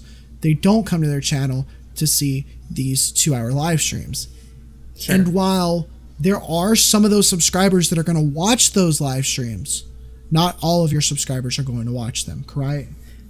I think though, and this is something we didn't mention last time, I think there is a case for channels that are too big at this point to just go ahead and stream and take the hit off YouTube. Agreed. Just because if you're PewDiePie, I see no reason to just, put it on YouTube. And here's the thing. Here's the thing with that. I agree completely, because they have the opportunity to make like a shit ton of money through that. Right. And there's like, why not? Their audience is already there. Migrating to Twitch wouldn't be that hard for them to do. But you're right. I mean, what's the point in PewDiePie growing anymore? When I say big channel, I mean like big channel. I'm not talking people who are only like under 100,000. I think that's the middling scenario where it might not be worth it. I'm talking channels that are too big to fail. Go ahead and just keep that shit on YouTube anyway, because you'll make more money back than you'll lose in algorithms things anyway. So you'll be fine. I would agree if you can do live streams right, though, because I think the term too big to fail is not true. I think that there are channels that have failed and they were big. Well, maybe not too big to fail, but I think there is like a diminishing returns type effect, right? For sure. Or you'll just end up gaining more than you'll lose through any algorithm thing whatsoever. And granted, gaming channels mainly. I'm not talking about other niches and stuff. Right. I mean, if you're a big channel and you're complaining about ad revenue, but you want to live stream, then live streaming on your YouTube channel is really beneficial because you'll make that money back. The thing is, there's just that huge middle ground of people who can't afford to live stream without messing up their algorithm and stuff. And I think for those people, Twitch and other platforms make more sense. Right. So, because it's going to be just as easy to get those same people that were going to watch you on that YouTube channel anyways to migrate over to Twitch, rather than trying to get all of your subscribers to watch you on YouTube. Yeah. So I think if you're in that big second category, because granted, the two ones I listed where it helps, very kind of small groups of people, really. If you're in that big second category of like middling YouTubers who still want to focus on YouTube predominantly, but want to do streaming on the side, do it on Twitch. Honestly. And I think that's what it comes down to when it comes to streaming and you're a YouTuber. I think that if you want to do scripted content or short form content, then we have found recently that any kind of long form content on your channel is going to hurt it. But if you're just getting started out and you want to, and you want to live stream, then there's no reason why you shouldn't on YouTube. Yeah. Yeah. And for those who want to do it for fun and don't care about the algorithm hits that you could be taking, do that too. Right. Yeah, for sure. I know some people who have middling things and who've heard the news and are just like, yeah, but I like live streaming on YouTube. Go right ahead. Honestly. Exactly. Just know that there will be roadblocks along the way and that you will have to fight sort of an uphill battle because of that. But yeah, Twitch is just so powerful for its own good. And I think YouTube has the best shot at competing with it. And I like the fact that YouTube is there in the sense that like Twitch has to continue to get better to compete. Right. And I mean, like, I owe a lot to YouTube live streaming. I can't go out and call it a bad idea because, like, I've experienced success through it. Not a lot, but Right. a good amount. I feel indebted to it almost. I will say that, well, so the way you make money on YouTube, it's pretty much the same thing. They have subscriptions, and then they have Super Chat. I think Super Chat is actually better than any donation system on Twitch. Because... Depends. Why? For me. I think I've heard too many horror stories of weird chargeback and weird cut things and stuff like that. That's to fair. the point where it makes more sense to just set up a StreamYar link in your description and point people toward that. That's because you're fair. going to end up getting more money and not having to deal with a lot of the headaches. But granted, Twitch does experience that to a similar effect of chargebacks and stuff like that. So I was thinking of it as a viewer standpoint, and even as even as a streamer, it's much easier to see all of those super chat, especially if you're like bigger and you're getting a lot of them. It's much easier to see all the super chat stuff than it is to see all your donations without having that pulled up. Sure. Plus, I agree with that. like your audience is able to see those messages pretty good too, which is pretty cool. Yeah. So I like that. I get what you're saying. There's a bit of a give and take system to it. Definitely. Wholeheartedly. And there will be issues. By the way, for anybody who doesn't know what a chargeback is, it's when people donate to you and then realize they don't have the funds. So they just take it back, but then you end up footing for it. It's a very shitty practice. But I'm telling you this now, in case you get into streaming and it happens to you, you'll at least understand where it's coming from. And by the way, to any viewers out there who donate to your favorite streamers, be sure you have money to do it. Don't bankrupt yourself to support a streamer, all right? Don't use your mom's credit card and then when she wants the money back, having to charge back it. Like, make sure it's your own money. Make sure you're not breaking the bank and that you can live and eat another day. And then be smart. Be smart with that stuff. Every time I've donated to a streamer, I always make sure that I have the money to do so. And that I'm not gonna like screw them over later, you know. Also, don't be an asshole and be like, "Yo, I'm donating $1,000," and then Don't. they get happy and they cry on stream, and then they don't actually get $1,000 because that happens. Yeah, all the time. There's compilations on it if you want to dig into that rabbit hole. It's a nice pit of human misery to dig down into. Very upsetting to me. Yeah. But there are definitely benefits to YouTube live streaming. I think for a lot of people, it's the easiest to set up. I think that's cool. I think if you're a smaller channel, it's cool. If you're a really big channel, it's cool. It's just with this algorithm stuff, it's kind of made me a little bit less excited about it than we were other episodes ago. I think you can stream directly from YouTube desktop without having OBS as well. Ooh, really? I've never done that before. So if you're just wanting to do like webcam streams, then that's an option for you. Yeah. There you go. I also think YouTube is a bit, and this might just be speculation, but I think, correct me if I'm wrong, YouTube streaming is a lot more open to non-gaming stuff than Twitch is. And the fact that I see more non-gaming stuff on YouTube than I do on Twitch. I could see that. Maybe. That's just something I've noticed. I could be completely wrong on that, but I figured I'd throw it out there. Yeah, I think so, because it's such, I mean, it's got a wider reach, right? And Right. Twitch had marketed itself as the gaming platform for so long, to where it's only now in the last couple of years really broken out of that. And it still hasn't fully broken out of that, right? Like, people still go there mainly to watch those gaming streams. But like, artists are like making a lot of money through doing streams on YouTube. Musicians are doing it. You know, there's plenty of people that are doing it. So yeah, I think that you definitely have more options as far as the content you stream on YouTube. I agree. The other thing you probably want to think about with YouTube versus Twitch is that Twitch does have the whole, you know, the categories, and it is mainly through games. Wherefore, when you're looking for streams on Twitch, you can go to the awful YouTube gaming site, but more often than not, some of your viewers are going to be searching something and they're going to find your stream, or they're going to already be subscribed to you. So Right. I would say finding people or getting new viewers through your streams is maybe a little bit more difficult. Yeah. Just because you're competing with every other stream and every other video, right? Because it shows both.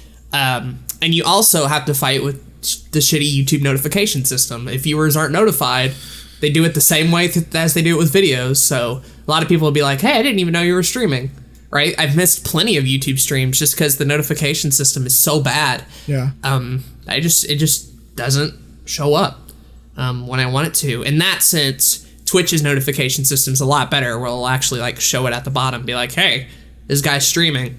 It'll even email you, hey, this guy's streaming. Yeah. A lot easier to watch that. So whatever. Definitely. But that's it as far as YouTube's concerned. I don't know next to anything about these next two platforms, so you'll have to help with that. All right. So let's talk about Mixer. I forgot about Mixer. I know. I forgot about it. I know we've been trying to forget about Mixer, but it is an option. Yes. I think we should briefly talk about it. Briefly. I'm gonna be very blunt. I don't personally think there's anything Mixer is gonna offer that is gonna make it the next big streaming platform. However, I think that if you are on an Xbox One and you want to stream directly from your console, you can probably find some kind of small audience on Mixer through that. That's what I would say. I feel like that's the only case scenario where you could potentially grow, is if you are, number one, part of that Xbox ecosystem, and number two, you are streaming from your console. Right. Aside from that, YouTube and Twitch are just better options. They got better UI, better settings, bigger audiences, and they're not owned by Microsoft. Yeah, so I would even argue that I like Mixer's UI. I don't. That's me though. I like it. I think that they're doing some interesting stuff with like the level up system. I think that there's some things that they could like potentially make them unique enough, but they don't have the audience, and that's the thing. And not to mention that it's owned by Microsoft, and let's be honest, the only thing they really get right is computers. Yeah. So, the simple fact that it takes me way too much time to even sign into Mixer because it wants to do it through a Microsoft or Skype account is some of the dumbest decisions I've ever heard of. And I guarantee that in and of itself is hurting them more than anything they're doing right now. And, frankly, I just see a lot of their features as things that are better done on other platforms. Oh, there's a team feature. You can do communities in Twitch. Oh, there's a level up thing. Twitch literally gives you a path and achievements to get there. I do like their co-stream thing. That's their co-stream cool. is like the only unique thing that's really, really cool. Sure, but I have a feeling they'll be on the other mobile streaming things rather soon. Yeah, you look at Microsoft products and it's like they had Skype, and Skype was great for a while, and now Discord is a thing. They had Bing, and nobody ever used Bing. What? They have Xbox, and honestly, I've never owned an Xbox, and I know people that own Xboxes, but we know for sure that it's like number 3 in the top 3 gaming industry, platforms. So I don't think the Mixer is the next big thing. I do think, though, one other thing I should mention too, a plus for Mixer, is that if you are streaming to multiple platforms, it really doesn't hurt to put Mixer also on that list of platforms, right? Like if you're doing YouTube, Twitch, and a Mixer, you could technically do that until Twitch affiliate is a thing, and then you're like, okay, now I gotta focus on Twitch or YouTube. What we're talking about here is using something like Restream, which is a platform that allows you to stream to multiple platforms at the same time, which is really great if you're just getting started out. Yeah. It's great. It's great, honestly. Super handy, easy to set up. You can stream to multiple platforms. If you want to do 2 YouTube channels, there's a fee attached. But if you want to do let's say YouTube, Twitch, and Mixer, there's no fee for that. So different combinations work better, and it's just easy to set up with OBS. if you want to start streaming to multiple platforms, that's the way to go, honestly. Agreed. And in that case, I could see you maybe wanting to do Mixer just in case it blows up, and then you can be like, oh, I've already been streaming this whole time to Mixer. But the second YouTube and Twitch starts growing, you need to cut Mixer off that tie, honestly. There's no reason to do it. If you're doing exclusively streaming, and if you're like, I want to quit my day job and just do streaming, and that's how I want to live, I'm really passionate about this, then I don't see any reason why you wouldn't do like, let me stream 4 hours today on Twitch, let me do an hour or two on Mixer, let me do an hour or two on Facebook, right? Like do 8-hour days and then stream like half your time on Twitch and then dedicate some extra time to a couple of these other platforms individually instead of the whole restream route. Because eventually you will get Twitch affiliate and you won't be able to stream on other platforms at the same time. Or YouTube will blow up and you'll have to focus on it. Right.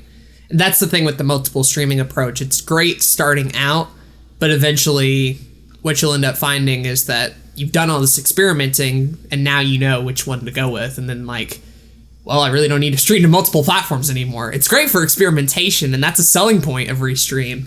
But as soon as you find out which one you want to do, then it kind of loses its value, which is funny. Like they're actively kind of pushing people away by doing that. I don't know how good of a business model that is, but I mean, you do you, I guess. My biggest problem with Mixer is that the audience isn't there, and if the audience isn't there, then why would you spend time on it? However, because it is still very new, if you have the time to experiment with it, I don't see why you shouldn't. And if you're wondering like why I'm more harsh on Mixer than we were like several podcast episodes back when we were introducing it, I think part of becoming a niche channel is realizing that you can't do everything. Mm-hmm. And that as content creators, we very often spread ourselves a little too thin sometimes. Really? Yeah. And so once that decision was made of like, oh, I'm going to be a niche channel now, I started looking at social medias and going the same route and being like, look, you know, I can't focus my time on all these different social medias as much as I'd like to. I might as well cut the ones I don't use and have the ones I do use be my primary things. And so like, if I'm already focusing on streaming on YouTube and Twitch, like 2 separate days, there really is no reason to have Mixer there anymore. And I think that's part of, I think I attribute that decision to going to that more niche mindset of being like, how much of this stuff do I actually need? How much of it do I want to do? Right? Like need versus want type deal. I want to stream on Mixer, but do I need to? Not really. So I just kind of cut it out and got rid of it. Oh, agreed. There's a guy that I watch named Tom Frank. He is a productivity like guy on YouTube. He's been around for a while, and I've watched him for a couple of years now. But he has this podcast called The College Info Geek, and he did an episode recently, and he was talking about Gary Vee, and how Gary Vee is always talking about like these new platforms and trying out everything and doing everything and all that kind of stuff. And it's like, yeah, do that, right? Do as much as you can, but oftentimes we find ourselves hoping for the next big thing, hoping that this is the thing that's going to help us, that we end up with just not enough time to do everything, and we have this like fear of missing out, and it does more harm than good. So learning how to pick the right battles and, you know, really executing on what's in front of you is just as important as trying to plan ahead and trying to figure out, you know, what the next big thing is going to be. I don't regret my time with Mixer. I don't regret experimenting with it. I learned a lot of things and was able to get a couple of people to like migrate over to YouTube and all that sort of stuff. Mm-hmm. But at the end of the day, like I did my experimentation. I realized I don't like it, and so I got rid of it. And now I have more room to experiment with other stuff, right? Yeah. Like if I wanted to, I could pick up a new streaming platform today, honestly. But I didn't want to spread myself too thin with all these social medias, and for me, it was very easy to axe Mixer that quickly. But exactly, that's all I want to talk about it as far as that's concerned. Anyway, cool. The two that I thought we were going to talk about, Facebook and Instagram Live. Yeah. All right, so let's go into Instagram, because I feel like that one's the easiest one to go ahead and like get out there really quickly. Okay. Instagram is mobile only mainly. You can upload videos to IGTV via desktop, but you can't upload anything else via desktop. So if you're going to stream on Instagram, it's going to be through your phone. That's it. So obviously streaming games on here is not doable. Like there's no reason even trying. But this is for more like personal interactions with your audience, doing IRL live streams, Q&A stuff, workouts, art, whatever, Yeah. But yeah, is there a way to make money off of Instagram? Not right now. They are talking about doing something soon with the new installment of IGTV. But if you are a big influencer on there, then you can get brand deals that pay pretty well. Instagram Live for me is just sort of like a smart move by Instagram to be like, yeah, you know us for photos, but you can also do like the story thing from Snapchat, videos like YouTube, and now you can live stream like Twitch. Like Instagram is slowly and surely trying to do like everything through its one little app, and yeah, I think because of that we're gonna end up too, which is the weird thing. Yeah, they're doing like well. I think what we'll see though because of that is like this ecosystem of like Instagram everything sort of stuff. There will be people in the future who will solely do content creation only through Instagram and will do well because of that, because it's all interconnected. It's like the Apple ecosystem. Like yes, you can have a Windows PC and like a Google Pixel and all that sort of stuff, or you get like a Mac and an iPhone, and then you can like airdrop between the two and have all these like interconnected features and this ecosystem around it. Like, for some people, it'll just be easier to do everything on Instagram rather than trying to fight all these separate platform battles. And for many, that can be like a really good use of time to just be like, let's just go all in on Instagram. I almost would go all in on Instagram if they had better search options. Sure. That's the only thing that's kind of holding them back, that YouTube has really well, because it's the second biggest search engine. Yeah, exactly. I think for me, the reason, the thing holding me back is just like a lot of it's not fleshed out yet. IGTV's not fleshed out yet. Instagram Live's not fleshed out yet. Regular Instagram is, and Instagram Stories is for sure. But we're kind of waiting for the whole package to sort of form, right? We're kind of waiting for it to get to its best self, and it's not quite there yet. But when it is, it's going to be exciting. Instagram Live is used quite frequently, actually. As far as it being not fleshed out, I mean, it doesn't have like a donation feature. It's not the same type of live streaming as, say, Twitch is, right? It's a very different kind of live stream. Sure. Well, just in the fact that like it's new and it'll grow and stuff like that, things like that. Yeah, they're very new into it. But I'm excited, honestly. I can't wait to see where it goes. And the fact that like content creators could potentially just do everything Instagram one day is exciting. Yeah, I mean, people are already doing it. It's weird. Yeah. One more to go. Facebook Live. The Facebook is interesting. Have I said interesting enough yet? Have I said these things are I don't think you have. Okay, cool. Yeah. Because I have this thing where I'm like, this thing is interesting. Sure. I'll get into it. But I'm a very interested person. I'm very curious about a lot of things. Facebook is not one of them, but I have to be. So, all right. The thing about Facebook Live is it's been around for a little bit while now. At like 2015, around the same time YouTube started doing it as well. But for Facebook, it was exclusively on their people's personal pages. So, Billy Bob Joe from your high school could do a live stream of him going to the grocery store on his phone and talking about what he was making for dinner to his family and friends, and people. So it's not really like a hub for streams. You kind of there wasn't at the time. Oh, okay. This was right at the beginning, right? Recently, like 2018. And even part of 2017, Facebook started wanting to do like YouTube. They created the watch section. They're like, we want to make videos bigger on here, so let's have a watch hub. You can follow creators on here now. They'll put their videos on there. There you go. Now it's the same thing with live streams. They have a live stream hub. You can pick which games you want to watch. It's Facebook gaming, actually. It's not even any kind of other live stream specifically. It's mainly just Facebook gaming. You can follow whichever games you want.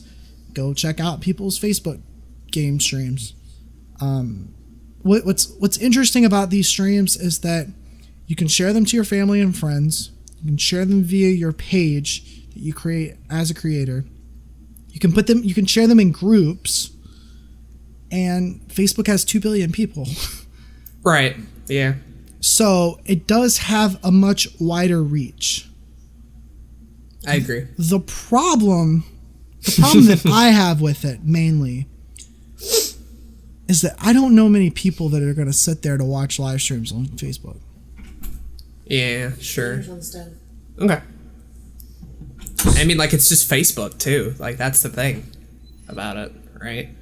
As cool as it is to see live streaming and as cool as it is to see watch, it's built on a foundation of, you know, shitty people and, you know, bad practices, right? Like, we can't separate the live streaming from the Facebook entity itself, unfortunately. And I think for me, that just means that, you know, it's not valuable to me to even, like, try. Like, yes, there's 2 billion people, but it's 2 billion Facebook users, right? Who probably won't leave Facebook. Well, you do have to streams. you do have to understand that those 2 billion people are pretty much the same exact people that are on YouTube, the exact same people that are on Twitch, right? With the few exceptions of the people that don't have a Facebook account. But, like, that's a very small minority of people, right? The problem here is that it's like, do you really want your grandmother to watch you stream Doom? Probably not. Do you really want your 5th grade teacher to watch you stream Fortnite? Probably not. It's However, I will say, because of it being such a new platform, there are middle ground streamers that I've talked to recently. I mean, I work for a streamer who migrated to Facebook from Twitch a couple months ago. I think I talked about this, and she's finding pretty good success from it. She's liking it. It does seem like that she's having to put in a little bit more work over there, obviously, to stream a little bit more often because this is the new platform. But there's kind of this ecosystem of people that she knows that have migrated over there with her, and they seem to be doing well. Yeah. So that's cool. And there were some roadblocks that Facebook has, like, figured out. Originally, people were complaining that they were going to have to connect their streaming account to their personal page, and so they would have to comment on, you know, you'd have to comment on somebody's stream with your actual face, and a lot of people didn't like that. So they fixed that, which is nice, or at least I think they have. And there's ways to make money on there now. They've got their Facebook stars, which is like bits. You can earn stars through watching live streams, and then give those stars to the creator, and then the creator makes money. So that's cool. I like that concept. It could work. But I personally, if I was going 100% into live streams, I would dedicate certain days of the week to Facebook. Gerard, the completionist, I think I mentioned this to you. He is doing 3 days a week on Twitch and streaming like 8 hours during those times, and then streaming 5 days a week on Facebook and streaming like 2 hours for those. I think in his case, where streaming on YouTube would probably hurt him more than help him, it's cool to see that he is taking things like Facebook into consideration. I will admit that. Right. And I mean, he plays multiple games a week, and he has to beat these games in like a week. So it makes 100%, it makes sense. Why wouldn't he be streaming these games that he has to beat? Also, Facebook streaming has a 4-hour time limit. So you can only stream for 4 hours. You can restart, you can do another stream directly afterwards, but that is something to keep into consideration as well. That's a bit dumb, honestly. Yeah, I think it's fine. I mean, I don't really have any opinion towards it, but yeah. Yeah. I just think for me personally, it's just like, I'll never get over the fact that it's the Facebook version of live streaming, honestly. And maybe that's just me being like, unjustifiably angry at Facebook as a platform, and that maybe I should open my mind to all possibilities and realize that, oh yes, people can and have made money and success off of Facebook. I won't deny for some people, they are probably doing very well on Facebook. From a personal standpoint, though, I will never get over that roadblock, or like it'll take a lot more from Facebook and from that community as a whole for me to even consider. And maybe that's too big of a task to ask for, and that could be true. But I think if I were full-time streaming, I just wouldn't even bother. And considering that I'm not full-time streaming, it gives me even less incentive to even deal with that community. I still think Twitch is a far better platform. I think YouTube can be a far better platform depending on what position you're in. And I think Instagram Live will be a lot more, universally celebrated and usable once it reaches that point. It already has. No, it already has. Yeah. So, for me, I put, Facebook in, the mixer category of being yeah, I could do it. And, yeah, there are people to watch it. But I just don't want to go down that rabbit hole, personally. And all that sort of stuff. Granted, if you use it, fine. Granted, you can make money. Granted, 2 billion people. There's definitely advantages there. Not putting that down. For me personally, though, it isn't worth it. Right. I mean, we've talked about Facebook a few times on this podcast, and it's hard for me because I've kind of grown up with Facebook at this point. I've had it since I was 12 years old, I think. Or maybe it was when I was 13. Almost 10 years. Sure. Which is a very long time. I've been on YouTube for about as long as that time, but YouTube I wasn't as personally invested as I was into Facebook, for most of that. Facebook is very much, these are the people in your life, you're connected to them. And for me, that's what it was for such a very long time, was this is the way that I'm able to connect to my friends and family. Right. And I was cool with it being a glorified phone book, honestly. But it's evolved so much over the years to being less private and more public, to the point where it's I don't know which barriers I want to cross, right? Sure. Facebook groups, I understand the importance of those, and I still use those, and I like those. But now we have Discord, and it's I could start a Zack Snyder production group, but I have Discord. Why would I do that? There's numerous things with Facebook that I'm just I could do this, but I don't know if the benefits are there right now. And it's not just with us. There are plenty of even bigger YouTubers and content creators that have Facebook pages that are just yeah, we have this because we're supposed to. Right. And that's the reason I have the Blue Couch page, is because it gets likes and some people watch it through Facebook, and that's cool. But I have it mainly to just be oh, I can talk to friends in a group chat and people can DM me there. Cool. Yeah. That's what I use it for. I don't yes, there's technically a Blue Couch fan page because I'm supposed to do it, but I couldn't give two shits if that thing burnt down tomorrow. Would I be all up in arms? No, I'd be oh, okay, cool.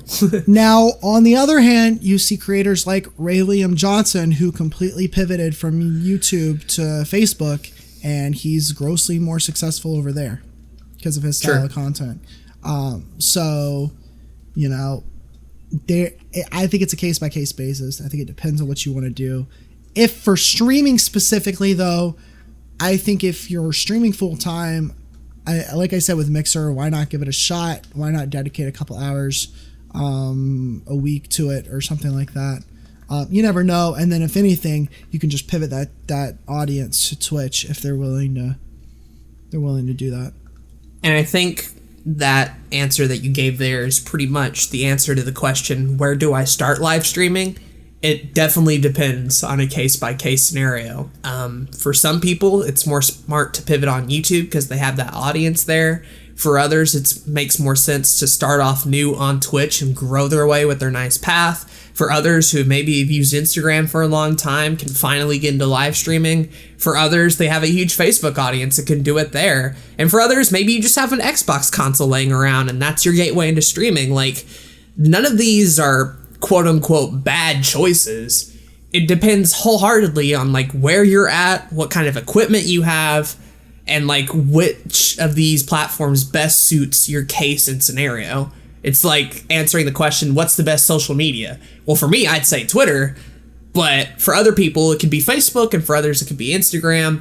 It depends so much on a case-by-case basis that like answering the question, where should I stream to? I don't know. It depends. What excites you? What are you interested in? Like, what do you have right now? Where do you want to get started? All that sort of stuff. Are you going full-time? Are you not? There's so many factors at play here that any of these platforms could be a good choice depending on where you're at. I agree. But hands down, I think if you want to start streaming, you should totally try to do it. Yeah.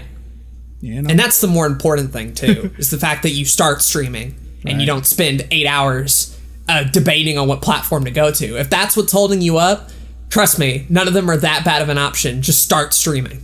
That's more important to me than like, if you stream on Facebook, I do not even care so long as you're finally streaming. If that's the roadblock for you, do not let it be. Just start. I don't care what platform it is or how you do it. They're all relatively good and have their own strengths and weaknesses. Start streaming. Anyway. Mm-hmm. And I mean, I think if you can start at Facebook and you're able to learn how to stream properly, and we're going to get into like some of those things in a bit, then you're going to be able to do just fine on any other platform if you want to pivot, and you're going to be able to bring audience. You're going to be able to make an audience anywhere when you're willing to change, or if you want to change, or if you need to, or whatever it may be. I think that's what's important, is to figure out, number one, do you have the talent for it? Number two, if not, how can I work hard at it to get the talent, and then combine those two things, because that's really what makes success, is the talent and the hard work. I agree wholeheartedly. Although if you're asking me to pick a favorite, it's Twitch. Yeah. I'll throw that out there. Yeah, I mean, yeah, for me too, it's Twitch. I wished I could like Facebook. I mean, not Facebook. Fuck's Facebook. I wish I could like YouTube live streaming more. I do. YouTube's still my second. Like, I put it in very high regard. But there's just so many good benefits to Twitch right now that it's my one. Yeah, I agree. So, sort of fun stuff. So we went over the where, how to, why. I think we're going to end it off here by just talking about some general best practices to go over. Like, you figured out how to set it up, where you're streaming, why streaming is a good idea. What are some practices for the new streamer or the experienced one? What are some little tips that we could give and to help people out? Yeah. That sort of stuff. Yes, sir. Yeah. So, I think number one, the main thing that makes streaming so much different than video is that there is that audience there immediately, that interactivity, that connection to that audience. So when people are putting something in your chat, when they're saying something to you, I think the first thing you need to do is like pay attention to that, read that, respond to it. Yep. Wholeheartedly. The chat in this case is, I would argue, the biggest focus. Some people will tell you that you should focus more on the game and not answer everything. I say those people are dumb. Focus on the chat. I do think it depends on the type of entertainment you're going. There's plenty of people will say this. There's 3 different types of entertainment out there. There's the smart, there's the funny, there's the sexy. We're not going to cover the sexy because that's, you have to have the good looks. I'm sorry, we already got those. You don't, so. There's the smart. So if you're doing like webinars, if you're doing like how-tos live and all that kind of stuff, you obviously want to answer questions, but you're not going to be able to do every single question. You're not going to be able to read every single comment. Along with that, if you're doing games, there's smart gaming content, and I would argue that has to do with high skill gameplay and speedruns. Yeah, speedrunning is the only case basis in the gaming sphere where it makes more sense to not necessarily focus 100% on the chat. And even then, you don't ignore it the entire time. Right. I feel like that's a big misconception that like, oh, I'm speedrunning, I can ignore it the entire run. No, you cannot. You still have to answer chat, just not as frequently as you would be normally. Right. Not if you want to if you want to be popular like the cool kids, then if you want to keep people you need to be invested, entertaining. Right. you know, and as entertaining as your gameplay is, you still need to be entertaining with your commentary. Sure. I agree. Because at that point, if you're not even going to focus on the chat, it'd make more sense to me to just put that shit up on YouTube, right? Yeah. If you're not going to take advantage of the fact that you're live and on a platform where you have community engagement, then go to YouTube, right? Mm-hmm. If you don't want to bother with that, if you don't want to answer comments or questions, go to Mixer. Fuck it. Like, here's the thing. Like, the chat is an integral part. It's how you keep people. It's how you interact with people. It's how you grow. You know, it's how you have conversations. It's how you make your stream more interesting. Mm-hmm. It's what leads to Twitch highlights and Twitch moments and all these sort of things, and the memes and the culture and everything. Like, that chat is the backbone of your stream. I can't get behind people who are just starting out streams and they're playing their game and they have like 2 or 3 people in the chat who would love to interact, who would love to continue watching them, but then they just don't respond. They don't say a damn thing. And then they're just like, hello, are you even there? And then those people leave, right? It's like, why and then they wonder why they're not growing. Then they wonder why they don't have people show up to their streams. I don't know, because you didn't answer the chat, maybe? Like, it's baffling how many people ignore it who shouldn't be under any circumstances. Yeah. Yeah. 100%. The third little entertainment thing is funny, and that's where this really plays a part in, like you said, leading into the memes and interacting. And I can't tell you how many of my favorite content creation moments have been on streams because somebody put an entire Wikipedia description about PCP in there, right? Like, you know, just like these dumb shit moments that happen, or people reacting to whatever I just did in a game because I'm awful, or people yelling at me, you know, in a playful manner because I'm terrible at the game, you know, just like, and because I know that I'm not good at video games, I try to lean heavily into the humor as much as I can without being overbearing, of course. Obviously. And the sexiness, that's obvious. That's given. That's a given. That's a given. Without that chat there, without that live element, you were essentially just playing a game by yourself. It's those people and those interactions that make those streams, you know? And if you choose to ignore that, then you're just choosing to hurt yourself in the long run, I think. And it's fun because I didn't realize this about myself until recently. But one of the reasons I love videos and content creation so much is not even because I'm so passionate about the thing I'm talking about, but more along the lines because I want to find other people that are passionate about that thing and communicate with them about it. Right. So I think I love the interactivity thing even more so than the actual thing I'm focusing on, which was mind-blowing to me because I didn't realize this about myself. Mm-hmm. And that's very much a streamer mindset as well. Yeah. Because, and that's why I loved Let's Play so much. That's why I don't really play video games that much unless I'm Let's Playing or streaming it now, because I like to share that experience with people. You like to start the conversation, you know, move things along and have fun moments. It's like you're with people. It's like you're with friends. Exactly. Like you're hosting. Picture streaming like you're hosting a party. Like, yes, you can be a shitty party host and ignore everybody and don't get food and, you know, leave everybody in a room and crank the music too loud and all that sort of stuff. But people won't be coming back to your party next time, right? Same thing in a Twitch stream. If someone says the game audio is too loud, you probably need to fix it, right? If there's not anything entertaining going on, you probably need to talk with people. See if people are having a good time. Get them to show up for your next party or your next stream. And a good way of doing that is by being a good host to the people around you, right? Yeah. It's pretty good. So that's probably one of my main tips is please read the chat above all else. Absolutely. Hands down. That is the main thing. I did want to joke about the sexiness thing again one more time because I saw something on. So you know how in the streaming community, there's a lot of men that complain that women get all this attention because they're able to show cleavage and all that kind of stuff, and they're able to use their sexiness to get people to watch them, right? Right. Which in all honesty, like that is an advantage that they have, so they use it. So why not? Yeah. I saw on Twitter, this dude he said, honestly, I'm not even pissed at women. I'm more pissed at men with beards on Twitch because they get an advantage that I don't because I can't grow a beard.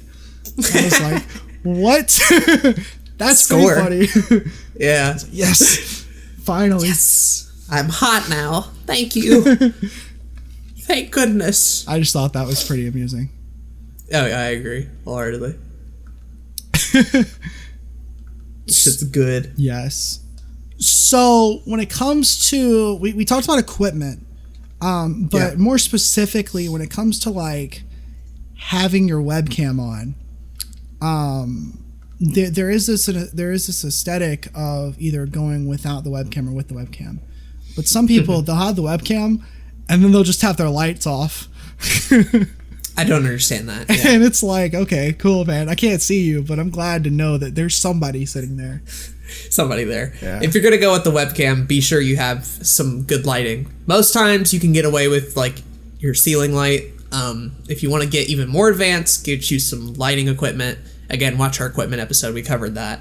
But yeah, if you're going to use a webcam, be sure people can see you. That's probably a smart idea, right? Yeah.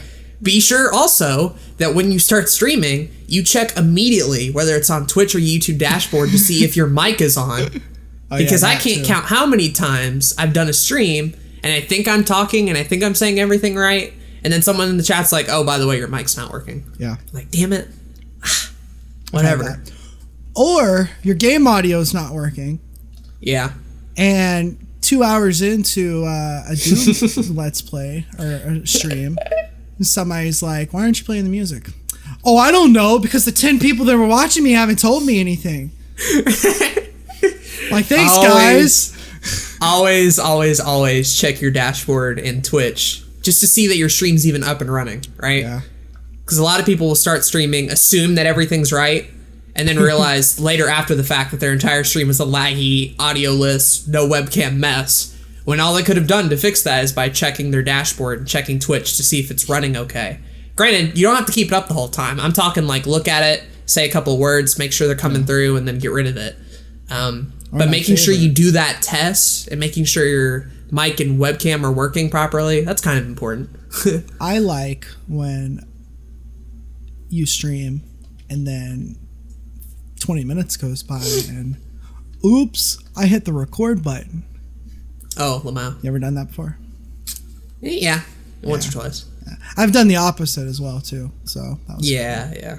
It can be a pain to have that happen, but the buttons are so close together in OBS, all right? Like you think you're clicking it and then you're like, well, doesn't end up happening. Checking your stream again will help. This is a bit of advice for any of the new streamers out there. I feel like a lot of people get the impression that, oh, I'm going to start streaming and there are just going to be a bunch of people to talk to and it's going to be super fun and entertaining and all that sort of stuff. And then they get all the equipment, they do all this stuff, they set up their first stream and they're live, and then no one's there for like 30 minutes. And they're like, well, this isn't right, is it? Yes, it is. It is completely normal to not have anybody show up for long periods of time. So my bit of advice to you is that you have to find a way to make nobody being there entertaining. Yep. You have to entertain nobody for multiple periods of time during your Twitch and YouTube live streaming career. And you may be thinking, well, hey, nobody's watching. Why should I have to be entertaining? Because they could be, and they could come in at any moment. And if you're not talking or doing anything, they could leave, right? Mm-hmm. You have to be aware and plan for people to come in later, which means that, yes, you will have to be talking to a wall, or yes, you will have to say random shit that comes to your mind just so you can keep the flow and the momentum going. And that's a skill that can be very tough for a lot of introverts and new people starting out streaming. The idea of just talking to yourself for 30 minutes can be scary, but it is 100% necessary. Oh, yeah, for sure. Multiple streams, I've gone the entire time without having anybody in the chat. Yeah. 1 to 2 to 3 hours of nobody there. Now, I think I'm fortunate enough to have at least somebody come in every once in a while. But it still can be stretches of 30 to 45 minutes with nobody. Lurking is a thing. People do like to come in and watch you without saying anything. They're there to entertain you. You're not there for, or no, that's the wrong one. You're there to entertain them. They're not there to entertain you. Right. They don't have to chat if they don't want to, and you got to keep those people in mind. And so as fun as it is to interact with people, and that's one of the reasons why people like streaming, that's one of the things I like about streaming, you do have to remember that you're there to entertain them and not the other way around. Right. Even when no one's there. Even when you think no one's there. Because there could always be that option where they do show up, and that could very well be a thing, honestly. So it can help to have a background in Let's Plays if you're doing gaming stuff. That helps me tremendously. I was like, oh, okay. Well, I'm just doing a live Let's Play. I guess it's fine. Yeah. Yeah, if you come from that background before. Hell, even if you've done YouTube for a while, that should be fairly easy to do, because that's what you're doing when you film a video is you're talking to yourself. Mm-hmm. And another tip I have, just like YouTube, being consistent definitely pays off, especially in the live streaming world. If you have a set time and schedule of when you're going to stream and you stick to it, you will grow a lot faster. The same is true for YouTube, and it's true for Twitch as well, and all the other live streaming places. 100%. Treat it like an event. Treat it like a class. Like, literally, if you want to grow, if this is like what you want to do, right? Just make it like in your calendar, say, every Monday night at 5 p.m. to 7 p.m. I'm going to stream, and then do that. And start off slow. I think I've definitely tried to bite off more than I could chew with streaming in the past because of everything else I'm involved with. So I'm currently going backwards and starting off slow with my new streaming schedule. Do it once a week. Do it twice a week, and build up until it becomes something that you make sure that you're able to do consistently, because consistency is very important. And don't feel bad if you're only streaming once a week and that's the only consistent thing you can do, right? Mm-hmm. Because here's the thing, you're going to end up building that audience the slow way, granted, but you're going to end up doing it the long and hard way like you're supposed to, right? You're not going to take any shortcuts by just streaming every damn day at random times. Like, that won't help you, right? There has to be sort of a method to your streaming madness. You have to stream at the right times, and if you do it out of schedule, how are you going to expect anybody to show up? How are you going to expect anybody to chat with you if you were not on time or there? Now, granted, you can be like a minute or two late, and I know some streamers who will have a little image that says the stream is starting or whatever when that time hits, and then they don't show up for like another 10 minutes or whatever. I've seen people do that and get away with it. But you do have to be consistent. Right. Think of it very much like a TV show. You like to watch your favorite TV show at 8 p.m. every single Friday night. Well, if that show didn't come on one week, then maybe you might miss. But then it came on Saturday instead. You're going to miss it, right? It's a little bit different now because we have different ways to watch TV. But I think I'm trying to think of content very much like that on not just streaming, but also YouTube videos as well. Also, keep in mind that we did mention the whole variety versus niche thing earlier. I think if you're going serious, you go niche, honestly. Same thing for I think so too. And niche it can come in different formats. It can be you just play one game. It can be you just play a couple of games. But I think it can also be you just play one type of game. Or one game from a series, right? Or, stuff like that. If you're a retro gamer, then cool, just play things from the NES library, right? Like that would probably get you a little bit of a following, Yeah, definitely figure out what you want to play first and foremost. Figure out what you want to play. Don't try to just play the next popular thing because you think it'll get you somewhere. I could not imagine playing Destiny 2 every single fucking day. I would want to kill myself. Right. You have to make it sane. You have to play games that you like and that you would be willing to spend 8 hours talking about, right? Just because you love a game doesn't necessarily mean it'll translate to streams. You may think like, oh, I love Mega Man or whatever, and yeah, you can stream Mega Man, but when it's over in 30 minutes and you're like, well, this isn't exactly great for streaming, right? So having a backup plan, having a niche that makes sense, having games that you can talk about for a long time, that can help, because you do not want to go insane just trying to do one game that you hate for a niche. It can be tough. It's also important to know that like some games translate in streaming a lot better. Like Aden said, in Mega Man, you beat the first one in like 30 minutes, then you're done. But like if you have a game like Skyrim, like that obviously opens up to hours and hours of content right there. You could stream that for the entire year and get away with it. But you have to be entertaining that entire time. So when you're exploiting a glitch to make a bunch of knives to get your fucking crafting skill up, like you better be making some funny jokes during that moment, because that's gonna be boring for the audience to see. Mm-hmm. Or if you're playing a puzzle game, like you better be really good at puzzles. Or if you're stuck on puzzles, like that's gonna be annoying. Right. Have backup plans. Be sure you're entertaining even through the rough spots. If you're bad at a game, well, you better be reading that chat, boy. That's all I can say. Yeah. I mean, like I've streamed multiple hard games that I'm terrible at, and I've not found problems with it.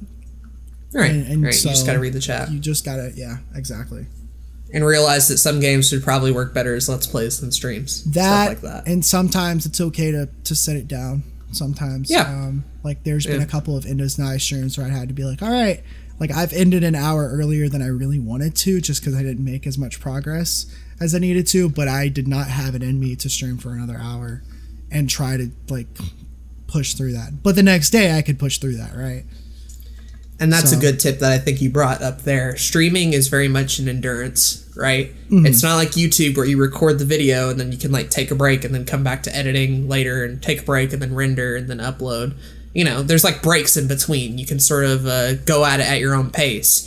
Once you hit that live button, you got to be ready for at the very least an hour. But more than likely, if you're new and just starting out and you're trying to build, multiple hours of just sitting, of playing one game. And granted, you can have breaks. Like, please, if you need to stand up, do that. Like, you know, don't ruin your health over Twitch.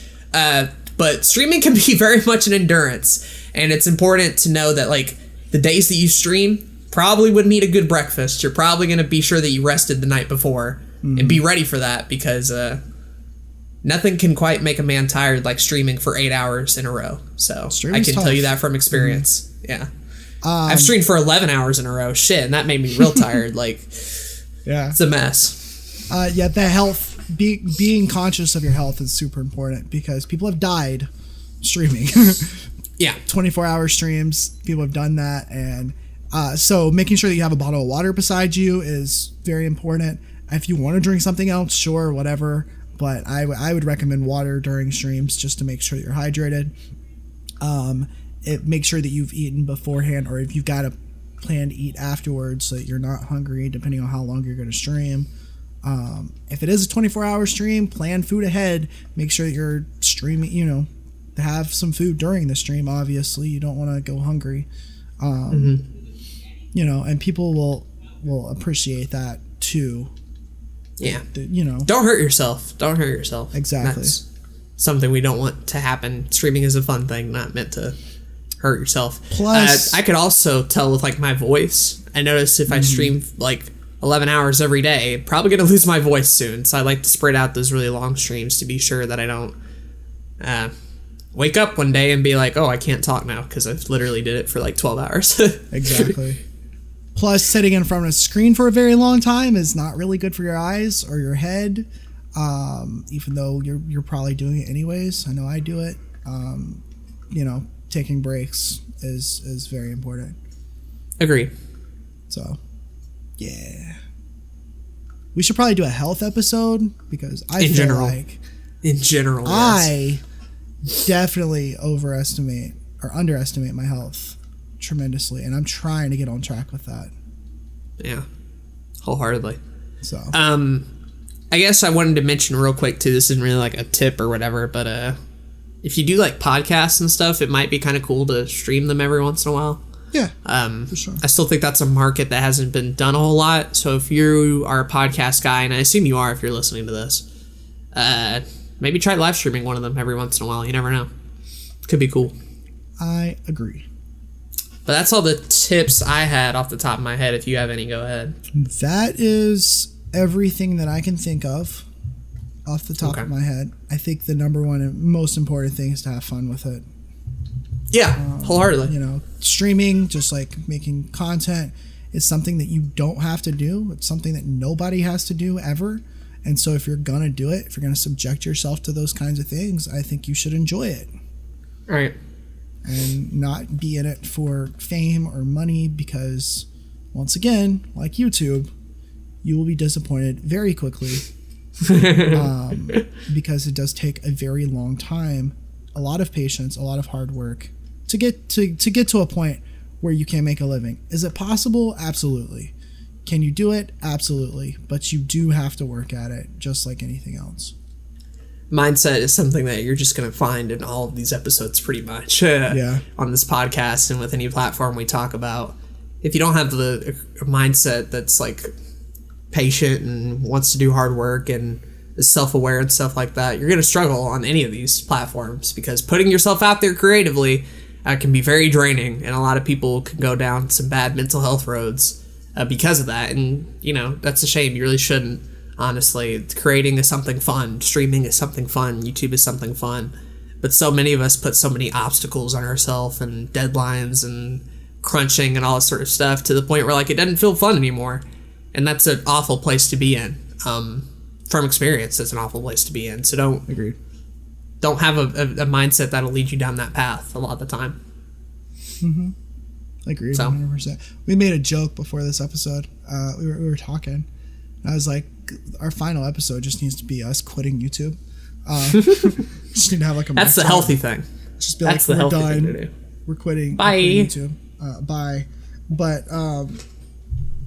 yeah, I think it's important to have that mindset to make sure that this is something you really want to do before you start investing everything into it, because it is something that you can very easily invest all your money, your time, your energy into, which is fine if you enjoy doing it, which we both enjoy doing it, which is why we do that.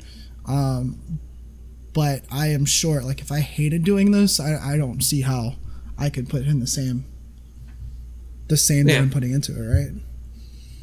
And I think just shout out to all the streamers in general who just like do this on the day, every day, trying to grind and work those streams out. Like, mad respect to all you guys. It's dope. Yeah. I knew I can't do it forever, even though I enjoy doing it. And if you're that type of person who just does streaming all the time, mad respect to you all.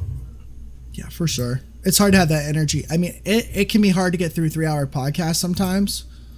But that's just the voice. Also having the webcam in front of you, that gives you a whole nother element of, like, especially like I'm naturally tired all the time. So it's like I don't want to look naturally tired all the time on streams, but it happens, Sure. But agreed. I agree. There's a lot of great streamers out there, and that's something you should look into as well. Look at some of your favorite streamers. Look at where they started and see how they grew, because that can, reverse engineering those kind of things can help a lot. Sure. But yeah, I think that's it. We're good. Yeah, we covered it. Woo. Dope. Now we got to read them comments, baby. Read them comments. Do you have them? Yeah, I do. We got two in particular. 3? Oh, we do. I got to click on newest first because things always mess up on my end. I mean, 2 of them we don't really have to read, but we'll read them anyways. We'll read them anyway. We got time. You want to go ahead and do some of them, or how are we doing these? I'll do Calfro's right quick. Okay. So at 122, I mentioned that me and Calfro did a epic collab, which you said you've seen now, right? I have, yeah. That was a trip. It was pretty. That was a trip. Highly recommend. I need to put that in the show notes. The audio is horrible. It's nothing like this. It's the complete opposite of this. But that turned out really well. Anyways, he said, "Hey, thanks for the shout out. Order today." Because there's like a product in that video, kind of. Yeah, it makes sense. I got the reference. Pretty good. We also got a comment from the Gengar guy, who at 122.45, we read his comment, and he responds with, very epic indeed. Pretty aesthetic Lamau Yenis, to be TBH honest, THBH honest to H. Anyways, audience retention is a big important thingy boy, and it's something I do fantastically. And then in parentheses, it just says lies.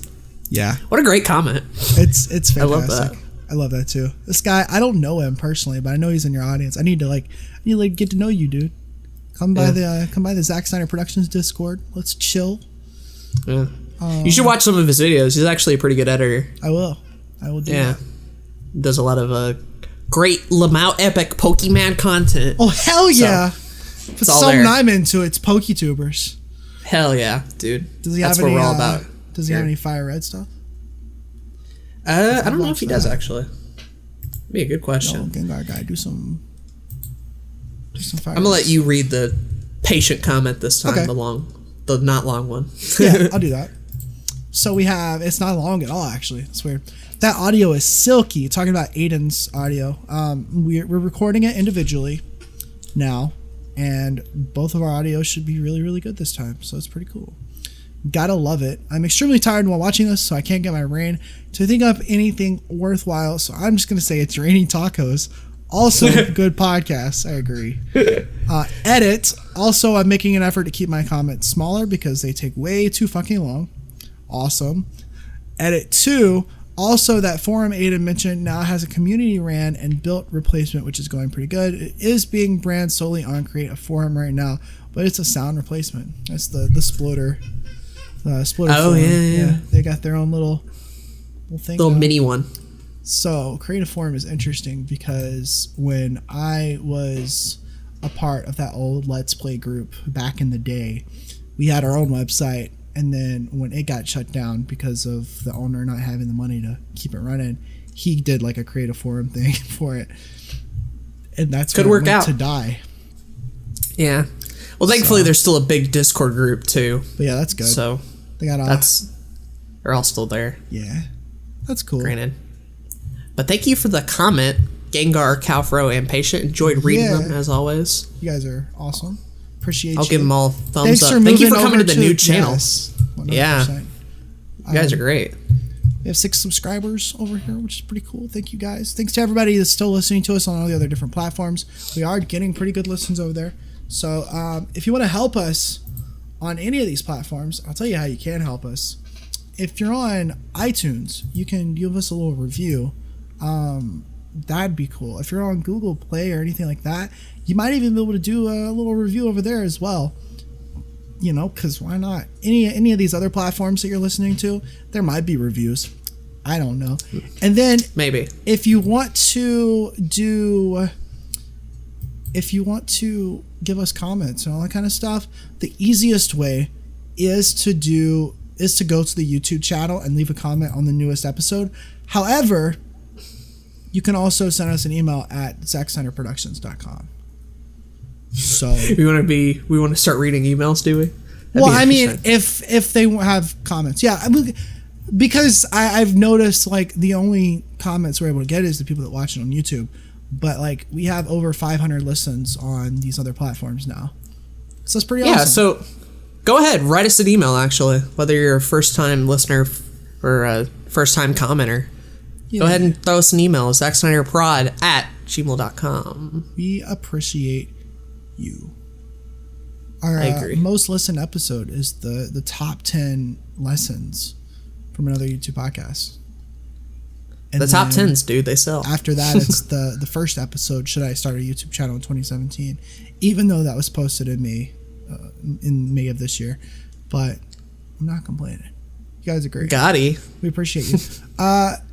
Anchor has a way to get listener support. Ooh. From money. Lamau. So I will let you guys know what that is all about on the next episode of another YouTube podcast. Wow, transition. Yeah, that's it, guys. I've been Zach. And I've been Aden. And we want to thank you for listening to this episode of another YouTube podcast. Escat it. Escat it.